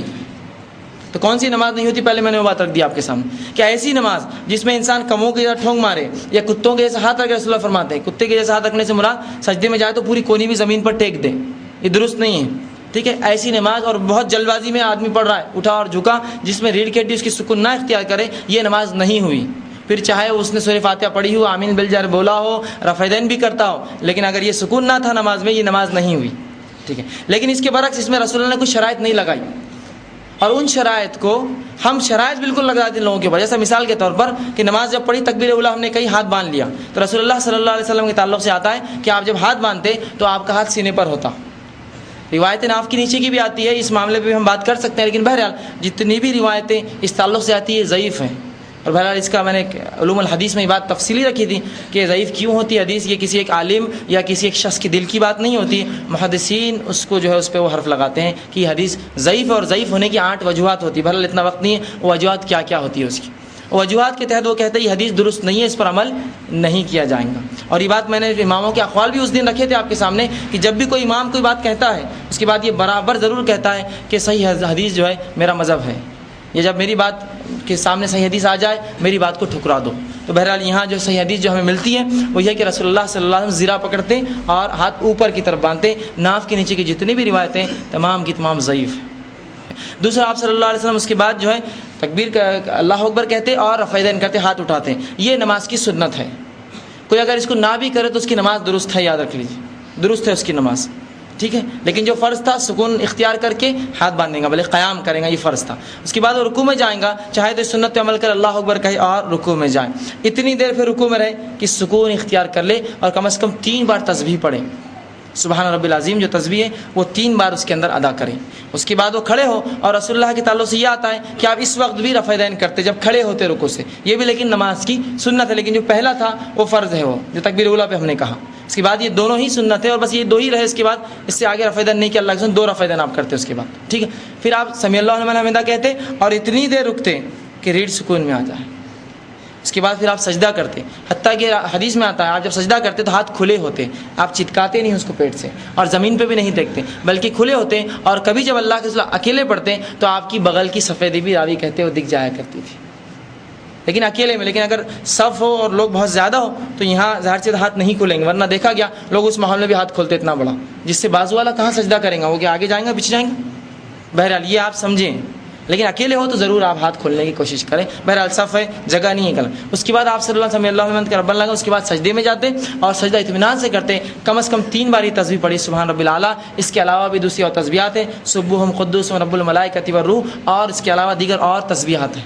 بہرحال یہ تو کم از کم 3 بار آپ ادا کریں۔ اس کے بعد آپ سجدے سے اٹھے اور رکے رہیں، اور اس میں بھی کچھ تسبیحات اللہ کے رسول ثابت ہے، بہرحال یہ سنت میں آئیں گی، اگر نہ بھی پڑھے تو کوئی حرج نہیں، اور اتنی دیر بیٹھے کہ ریڑھ سکون اختیار کر لیں، پھر دوسرا سجدہ آپ کریں اور اتنی دیر سکون سجدہ کریں کہ ریڑھ پوری آپ کی جو ہے سکون میں آ جائے، اور کم از کم 3 بار سبحان رب الاعلیٰ۔ یہ اس کے علاوہ دیگر جو دعائیں اذکار رسول اللہ کرتے، کبھی اگر موقع ملا تو آگے ہم درس رکھیں گے اس کی تفصیلات میں، وہ آپ کریں، اور اس کے بعد جو ہے پھر آپ کھڑے ہوں اور بقیہ تمام آپ کی نماز دوسری اس کے بعد کریں۔ کیا نفل نماز میں بالخصوص تہجد میں کوئی لوگ قرآن لے کر نماز میں کھڑے ہوتے، کیا درست ہے؟ تو اس معاملے میں یاد رکھ لیجیے، علماء نے جس حدیث سے جو معاملہ ملتا ہے، جو اصول ملتا ہے، وہ یہ ہے کہ عائشہ رضی اللہ عنہا کے پاس جو ہے ایک اللہ کے رسول صلی اللہ علیہ وسلم نے جو ہے ابو عمر ابن خطاب کے دور میں ایک شخص کو انہوں نے نماز پڑھانے بھیجا، اور جب نماز پڑھانے جاتے تو ان کو قرآن یاد نہ تھا، تو ان کو اجازت دی گئی کہ وہ قرآن دیکھ کر پڑھ لیں، ٹھیک ہے۔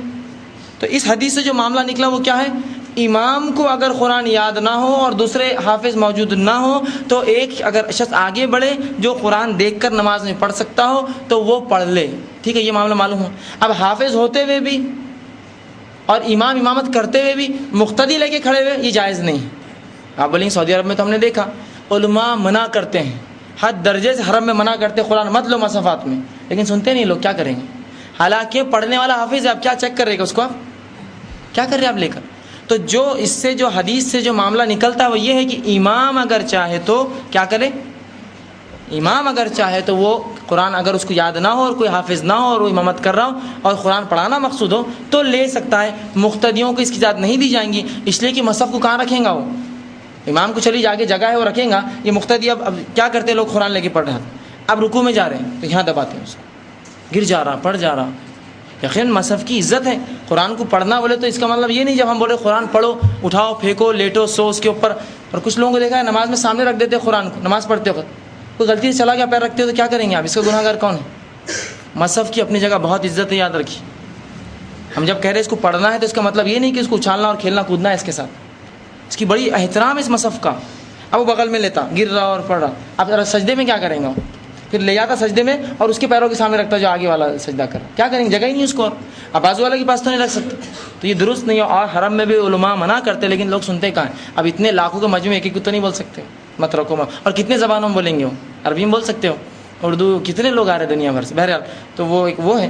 اور تیسرا سوال کا حصہ تھا فجر کی نماز کے وقت کچھ لوگ جو ہے لائٹیں بند کر دیتے، اس کا کیا مسئلہ ہے؟ تو بہرحال اللہ کے رسول صلی اللہ علیہ وسلم نے فرمایا کہ فجر کی نماز صحابہ کرتے، حدیث میں آتا ہے کہ رسول اللہ جب فجر کی نماز پڑھتے تو اندھیرا ہوتا، اب ہمارے پاس لیٹ پڑھتے اجالا ہو جاتا تو وہ کیا کرتے؟ لائٹیں بند کر دیتے. بھری لائٹیں بند ہو گئی تو کیا لگتا پھر؟ اندھیرا ہو گیا. خیر بہرحال اگر جلدی بھی ہو رہی ہے کہیں، جیسا آج کل جلدی ہوتی ہے رمضانوں میں، تو بہرحال پھر بھی لائٹ بند کرنا درست نہیں، اس لیے کہ اس زمانے میں جب مسجد میں آتے تو روشنائی کی اتنی سہولتیں نہیں تھیں. تو بہرحال جب نماز ہوتی صحاباؤں کی، اندھیرے کی دو مثالیں، ایک تو روشنائی نہیں ہوتی اور دوسرا اتنے جلدی پڑھتے کہ فجر کا کوئی معاملہ ہی نہیں ہوتا سورج نکلنے کا، تو بالکل اندھیرا ہوتا مسجد نبوی میں. اب کچھ لوگ چاہتے ہیں کہ اس طریقے پہ عمل ہو تو فزیکل لائٹس جو ہے بند کر دیتے. بہرحال اس کی ضرورت نہیں ہے لائٹ کی، آپ کھلی رکھ کر پڑھ سکتے. خواتین کا ایک سوال انشاءاللہ اس کے بعد آپ کر لیں گے، اور انشاءاللہ بس یہ دو سوال لیں گے آخری، چونکہ وقت کافی ہو گیا ہے. اور عید کے اور فطرے کے مسائل دو اہم چیزیں باقی ہیں، اس لیے کہ کچھ لوگ میں سمجھتا ہوں فطرہ نکال چکے ہیں. تو میں انشاءاللہ چند باتیں فطرے کی اور عید کے مسائل رکھوں گا آپ کے سامنے. اس کے بعد کا میرا عنوان وہی ہے، تھوڑا چھوٹا عنوان ہے بہرحال، چونکہ وہ بہت مختصر سا ہے، آپ کے سامنے رکھوں گا. کہ خواتین کی طرف سے سوال ہے، 5 وقتہ نماز کو لوگ نمازی کہہ کر بلاتے ہیں، اس سے وہ نمازی دکھاوا اور ریا سمجھتا ہے، کیا اس کے بارے کیا اس میں ریا ہوتا ہے؟ تو بڑا اچھا سوال تھا کہ لوگوں کا یہ کام نہیں ہے کسی کو نمازی کہیں، ورنہ لوگ ہوتا ہے ایسا کوئی شخص حج کر کے آ گیا تو کیا بولتے ہیں؟ حاجی صاحب. نماز پڑھا تو اس کو نمازی بولو، اور خیرات دے رہا تو خیراتی بولو، اور زکوٰۃ دے رہا تو زکاتی بولو. یہ کہاں سے لائے؟ یہ عبادتوں کو ظاہر کرنا درست نہیں ہے. تو نہ نمازی بولیے نہ خیر. ہاں بہرحال اگر آپ کس کو خبر دے رہے ہیں کہ بھائی وہ لڑکا، وہ آدمی، وہ خاتون، وہ لوگ، وہ خاندان بڑے نماز والے، وہ شہر اور وہ بستی، وہ ملک والے بڑے نماز، ایک الگ بات ہے. لیکن ایک شخصیت کو پکڑ کے آئیے نمازی صاحب بیٹھ جائیے، آئیے حاجی صاحب، اور آجیے الحاج. حاجی بولے تو ایک حج بولے، میں نے کہا یہ الحاج کیا ہے تو 2 حج جو کر لیتا بولے. وہ یہ کہاں سے ٹرمینالوجی آئی؟ یہ درست نہیں ہے. ورنہ صحابہ میں سے کون سے حاجی صاحب ہیں؟ صحابہ میں کون سے صحابہ کے آگے حاجی صاحب لگایا ہم نے آج تک؟ اگر حاجی بولنا تھا تو وہ تھے اس کے حقدار، اور نمازی بولنا تھا تو وہ تھے اس کے حقدار، اور زکاتی تو وہ تھے اس کے حقدار. سارے معاملات کے حقدار تو وہ تھے، تو ان کو تو ایک کو بھی نہیں لگا حاجی صاحب اور زکاتی نمازی. اور بہرحال یہ درست نہیں ہے، اور اس سے ریا پیدا ہو سکتی ہے. بات درست ہے، اس سے ریا پیدا ہو سکتی ہے نماز پڑھنے والے میں، اور تکبر وہ کر سکتا ہے. بہرحال ایسا نہ کریں. ایک تھوڑا سا بڑوں کو تھوڑا سا ترجیح دے دیں. جی جی جی جی جی بڑا بہترین سوال آیا ہے سفر کی نماز کے تعلق سے، کہ سفر میں اگر بس میں ہیں اور ٹرین میں ہیں یا کھڑے ہیں اور بیٹھنے کو بھی جگہ نہیں تو کیا کریں؟ تو اس معاملے میں پورے حالات اب آپ کے سامنے رکھ دیتا ہوں، جو بھی آپ کا حالات ہو اس کے اندر، چاہے پلین ہو، گاڑی ہو، بس میں ہو، بیٹھے ہو، کھڑے ہو، سو رہے ہو، کیسے کریں ہم. تو سفر میں سب سے پہلی بار تو نمازوں میں تخفیف کی گئی ہے، اور جو ہے فجر کی 2 کی 2 پڑھیں گے آپ، ظہر کی 4 کی 2 ہو جاتی ہے، عصر کی 4 کی 2 ہو جاتی ہے، مغرب کی 3 کی 3 رہتی ہے، اور عشاء کی 4 کی 2 ہوتی ہے. مطلب 3 نمازیں آدھی آدھی ہو جاتی ہیں. ظہر مطلب 4 رکعت والی کیا ہو جاتی ہے؟ 2 ہو جاتی ہے، اور 2 اور 3 جیسی کی ویسی برقرار رہتی ہے. اب یہ ہوا. دوسرا مسئلہ، اب آپ ٹرین میں ہیں یا بس میں، جیسا آپ کی مثال تھی، بس میں کھڑے بیٹھنے کو بھی جگہ نہیں، تو کیا کرتے؟ اس حالت میں ایک تو وضو آپ کے لیے شرط ہے، وضو کر لے آپ. یا سفر میں چڑھ رہے اور آپ کو لگ رہا ہے راستے میں سے 1 گھنٹے اور عصر کا وقت ہوگا تو وضو کر کے چڑھے آپ سب سے پہلے. ٹھیک ہے. دوسرا، آپ جب بس میں آپ کھڑے ہیں تو لوگوں کو تکلیف نہ دیں. کچھ بار دیکھا گیا لوگ پوری بس اور ٹرین کو بولتے چلو ہٹو ہٹو ہٹو، جماعت بناتے. درست نہیں ہے، کسی مسافر کو تکلیف دینا درست نہیں ہے، ورنہ غیر مسلموں کے سامنے اسلام کا کیا تصور دیں گے کہ یہ عبادتیں بھی کرتے تو ہمیں اپنی فرض جگہوں پہ سے ہٹاتے، جو انہوں نے ریزرویشن کرائے ہوئے ٹکٹس، ہٹو چلو ہٹو، بیچارے عورتیں بھی ڈر کے بیٹھ جاتی، مرد بھی ہٹ جاتے ہیں، دھارمک جھگڑا ہو جائے گا، بلکہ ویسا نہ کریں۔ آپ کو اگر سیٹ ہے تو آپ سیٹ پر بیٹھے رہیں، سیٹ پر بیٹھے رہیں، اور قبلے کا رخ آپ کو اگر دکھ رہا ہے بس میں ادھر ہے یا ادھر ہے، یا مغرب کا وقت آ گیا آپ معلوم بھی نہیں بس کدھر پلٹی قبلہ کدھر ہے، تو اس معاملے میں آپ جس کو خوی گمان سمجھے ادھر تھا یا ادھر تھا، خوی ہیوی آپ کو جو لگے کہ یہ میرا ہوا، اس طرف منہ کر کے بیٹھ جائے۔ سیٹ کے میں بات بتا رہا ہوں، اور سیٹ پر ہاتھ باندھ کر آپ بیٹھیں گے، اور بقیہ کام جو رکوع وہ سب گھٹنے کے اوپر کریں گے، سجدہ نہیں کے۔ اب لیکن بیٹھنے کو بھی جگہ نہیں ہے، کھڑے رہنے کا مسئلہ ہے، اور ایسا لگ رہا ہے کہ مغرب کا وقت ختم ہو جائے گا اور عشاء یا عصر کا وقت ختم ہو کہ میں مغرب یا عشاء میں بھی نہیں پہنچوں گا، لمبا سفر 12 گھنٹے کا، اور سیٹ میں کو اور 6 گھنٹے بعد ملیں گی، تو اس معاملے میں کیا کریں گے؟ رش بہت زیادہ ہے، اور وہاں اگر جگہ صاف ہے اور کوئی ایک آدمی سامنے ہے، یا آپ کو دیوار ہے یا بس کا کچھ حصہ ہے، اس کے سامنے آپ کھڑے ہو جائیں گے اور وہاں نماز پڑھیں گے، نہ رکوع ہوں گے نہ سجود ہوں گے، اللہ کے اشارہ ہوں گا، ٹھیک۔ اسی طرح اگر ٹرین میں ہے تو اوپر برتھ پہ چڑھ جائیے، سب سے آسان کام، کھڑے رہیے مت پڑھیے ٹرین میں، اس لیے کہ ٹرین بہت ہلتی ہے، اگر گر گئے تو اعضاء توڑ بیٹھیں گے اور کئی دنوں کی نماز ضائع کر بیٹھیں گے۔ سیٹ پہ چڑھ جائے، اوپر چڑھیے، جو خوی گمان ہے قبلہ ادھر یا ادھر، پلٹ جائیے اور بیٹھ کر نماز پڑھیے، وہاں آپ کے سجدے بھی ہو جائیں گے انشاءاللہ، رکوع بھی ہو جائیں گے۔ آپ جہاز میں آپ وہاں آپ جھک نہیں سکتے، سجدے رکوع نہیں ہوں گے، آپ سیٹ پر بیٹھے بیٹھے جہاز کے اندر نماز پڑھیں، بہرحال نماز کو چھوٹ نہیں ہے، اس معاملے میں آپ پڑھیں گے۔ ہاں لیکن اب ایسا ہے کہ مغرب کے وقت میں چڑھا ہوں اور مغرب میں ہی پہنچ جاؤں گا گھر پر، اس کا وقت باقی رہیں گا، مغرب میں یا عشاء تک بالکل پہنچ جاؤں گا، بہرحال وہاں اتر کر وہ پڑھ لیں گا۔ لیکن اگر امکان ہے کہ اب سفر 24 گھنٹے دلی جا رہا ہوں تو یہاں تو ظاہر سی بات ہے پوری کی پوری 5 نمازیں ضائع، تو 5 نمازیں کہیں ضائع کریں گا، تو وہاں وضو کریں گا، وہ جگہ پاک ہو تو کھڑے بیٹھ کر لیٹ کر اور جیسے بھی اس کو موقع ملے وہ نماز کو انشاءاللہ عزیز جو ہے پڑھیں گا۔ اس میں سے کوئی ایک امپورٹنٹ بس نکال دو، کوئی سوال؟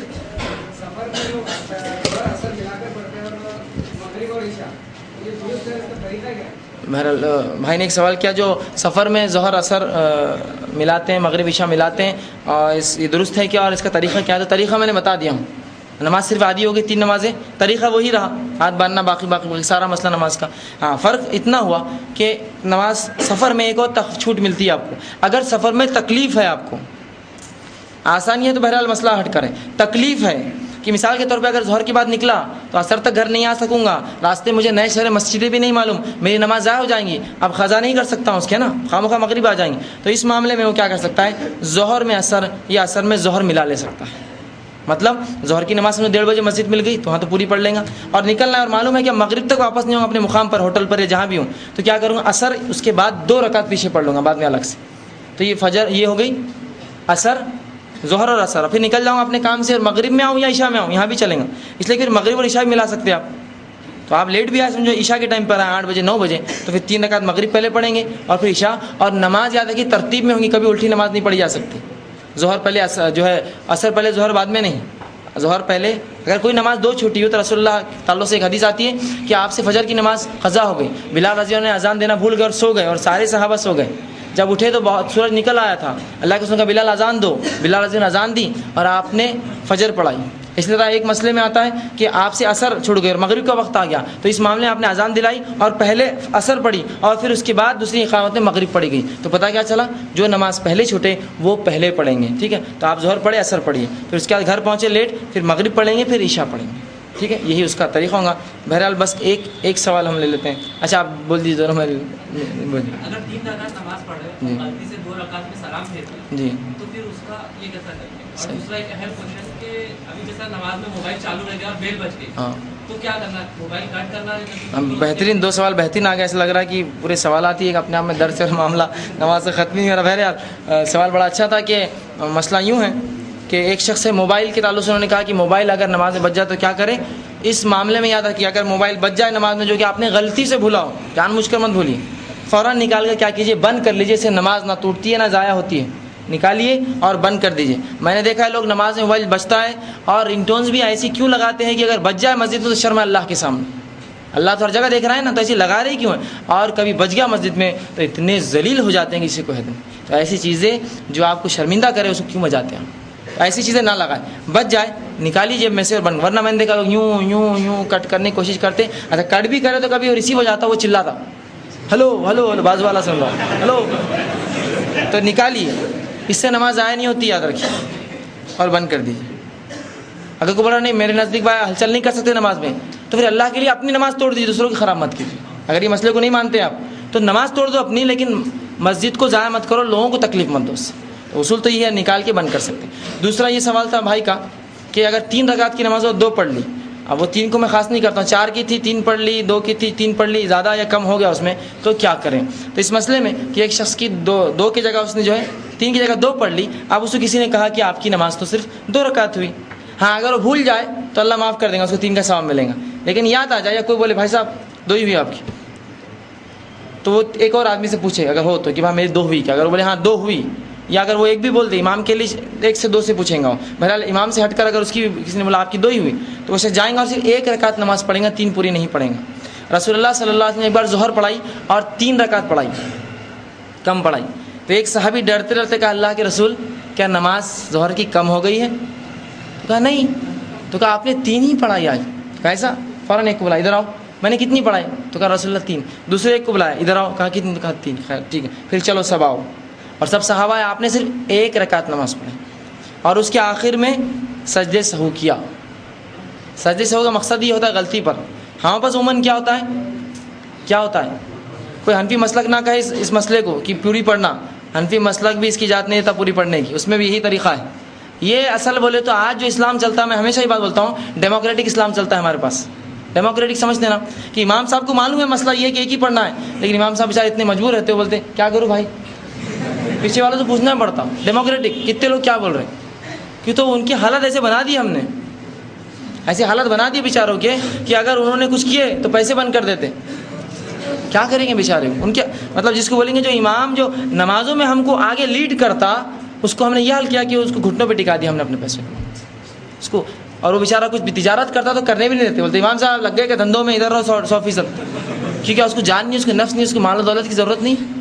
اب وہ جب ہمارے اس پہ آ گیا تو مجبوراً کیا پوچھتا بیچارہ, اس کو معلوم ہے مسئلہ کیا ہے, انہوں پوچھتا کیا کروں, پوری پڑھاؤ, چلو غلطیاں کر رہے نماز میں اور بڑا بول رہے ہم کو, چلو پڑھاؤ آگے. مطلب وہ امام نہ ہوا, نوکر ہوا نوکر. امام صاحب وہ طہارت خانے بہت گندے ہیں, تو کہا امام تمہارے باپ کا نوکر ہے جو اس کو طہارت خانہ گندگی, تم صاف کرو طہارت خانے جا کر, اس کو نہیں بول سکتے تم وہ امام ہے. ارے جس شخص کو تم نماز میں آگے کرتے ہو اس سے کیا یہ طہارت خانوں کی تم اپیل کرتے ہو صفائی.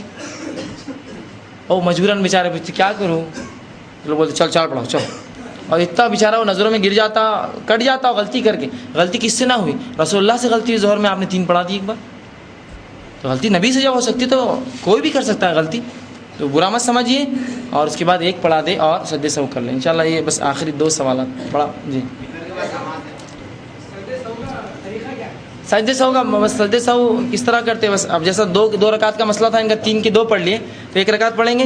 1 رکعت پڑھنے کے بعد آپ قاعدہ پورا مکمل پڑھ لیں گے, پورا جو پڑھتے ہیں التحیات, یہ دعائے معصورہ, اور اس کے بعد جو ہے سلام پھیریں گے, السلام علیکم ورحمۃ اللہ اور السلام علیکم دونوں پھیریں گے. اس کے بعد 2 سجدے کریں گے, اور پھر اس کے بعد السلام علیکم ورحمۃ اللہ, السلام علیکم ورحمۃ اللہ. رسول اللہ نے جب نماز کم کی اور پھر اضافہ کیا تو ایسا سجدے سہو کیا. سجدے سہو کئی طریقے اصل بڑے, تو ابھی وقت نہیں کہ پورے سجدے سہو کے طریقے بتاؤں میں آپ کو, کہ تو چھوڑنے کا الگ ہے, زیادہ کرنے کا الگ ہے, اور بھولنے کا الگ ہے.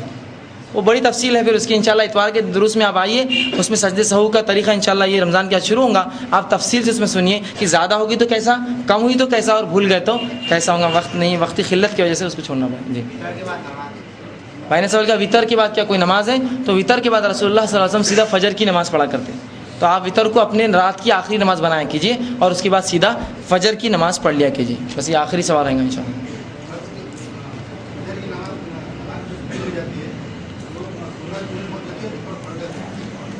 بھائی نے ایک اچھا سوال کیا کہ لوگ فجر کی جماعت کھڑی جاتی ہے, لوگ پیچھے سے آتے ہیں, جلدی جلدی سنت ادا کرتے ہیں, اس تعلق سے کیا ہے, تو اللہ کے رسول صلی اللہ علیہ وسلم کی روایتیں فرماتے ہیں کہ جب امام کھڑا ہو جائے تو اس نماز کے علاوہ دوسری کوئی نماز نہیں ہوتی. امام جب فرض نماز کے لیے کھڑا ہو جائے اس نماز کے علاوہ دوسری کوئی نماز نہیں ہوتی. لہٰذا اس حدیث کے تحت آپ کو جا کر امام کے ساتھ پیچھے ہی ملنا ہوگا. اب آپ بولیں گے یہ تو موقعہ ہے یہ نماز, تو یہ موقعہ ہے, یہ تو سب کو پتہ ہے, تو جلدی اٹھیے جناب اور جلدی آئیے نا. موقعہ ہے بول کر آپ ایک فرائض کے ساتھ امام پڑھ رہے ہیں وہاں, اور پیچھے جلدی جلدی پڑھتے, پتہ نہیں کیا کیا پڑھ لیتے ہوں گے اس میں, اور امام کی 1 رکعت سے پہلے رکعت بھی مل جاتی ان کو, اتنے جلدی کہ امام ابھی 1 رکعت نہیں بولتے, اب بھی دیکھو ابھی آیا,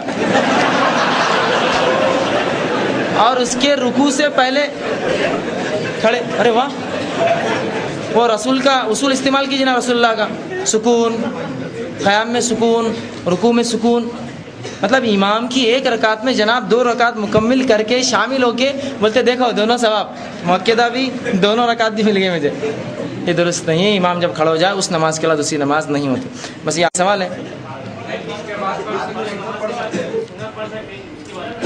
جی فجر کی نماز کے فرض کے بعد کیا سنت پڑھ سکتے ہیں؟ تو اگر یہ معاملہ کبھی ہو جائے، کبھی کبھار ایسا ہو جائے کہ آپ لیٹ ہو جائے اور فرض آپ کی ہمیشہ کی عادت ہے کہ آپ مؤکدہ پڑھتے ہیں اور کبھی چھوٹ جائے، اور اگر فجر کا وقت باقی ہے تو آپ پڑھ لے سکتے. روز کا عمل نہ بنائیں. کچھ لوگوں کو دیکھا گیا روز مسجد میں لیٹ آتے اور روز امام کے ساتھ فرض پڑھتے اور بعد میں اکیلے لوگوں کے سامنے کھڑے رہتے اور بتاتے ہم سب سے اختلاف کر رہے بول کے.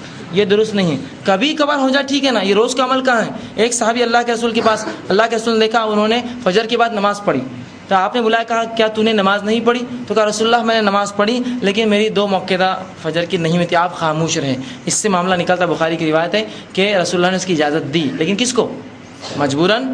جو ہمیشہ پڑھنے والے لوگ ہیں مجبوراً چھوٹ جائے تو بعد میں، لیکن شرط ہے فجر کا وقت باقی. بہرحال بس یہ اتنا ہی تھا. یہ آخری سوال، کتنی کتابوں میں آیا ہے کہ عورتوں اور مردوں کی نماز کا طریقہ الگ الگ ہے؟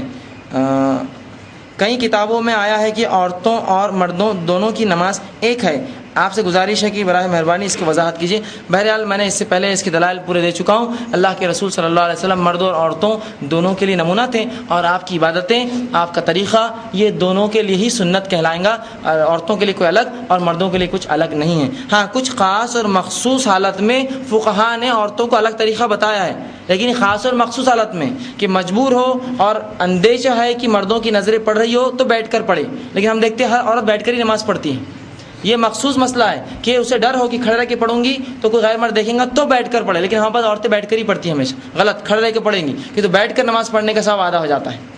ٹھیک ہے. اسی طرح اگر ڈر ہو کہ میں نیچے بیٹھ کر بھی پڑھوں اور کوئی دیکھ سکتا ہے تو سجدے کی حالت میں اپنے آپ کو سمٹیں گی. لیکن جب گھر میں ہو تو یہ عمل کرنے کی ضرورت نہیں ہے. گھر میں وہ ہاتھ کھلا رکھ کر پڑھیں گی، سمٹائیں گے نہیں، کہ تو وہاں غیر محرم کا اس کو ڈر نہیں ہے. لیکن غیر محرم کا ڈر ہو، مجبوری ہو، باہر ہو تو بیٹھ کر اور سمٹ کر. لیکن اس سے ہٹ کر باقی معاملہ جو گھر میں پڑھیں گے اپنا بالکل ہو بہو ویسے ہی جس طرح سے مرد پڑھتے ہیں، وہی قیام اور وہی اس کے معاملہ اور تمام اس کا معاملہ ہوا ہے. اور جو الگ ہے وہ بس وہ میں نے مانا تھوڑا بہت جو الگ ہے وہ یہی ہے کہ فقہی مسائل ہے بحالت مجبوری. عام حالت میں وہ ساری چیزیں بہرحال درست ہیں. آخر میں اللہ سے دعا ہے کہ اللہ سبحانہ تعالیٰ. اچھا ایک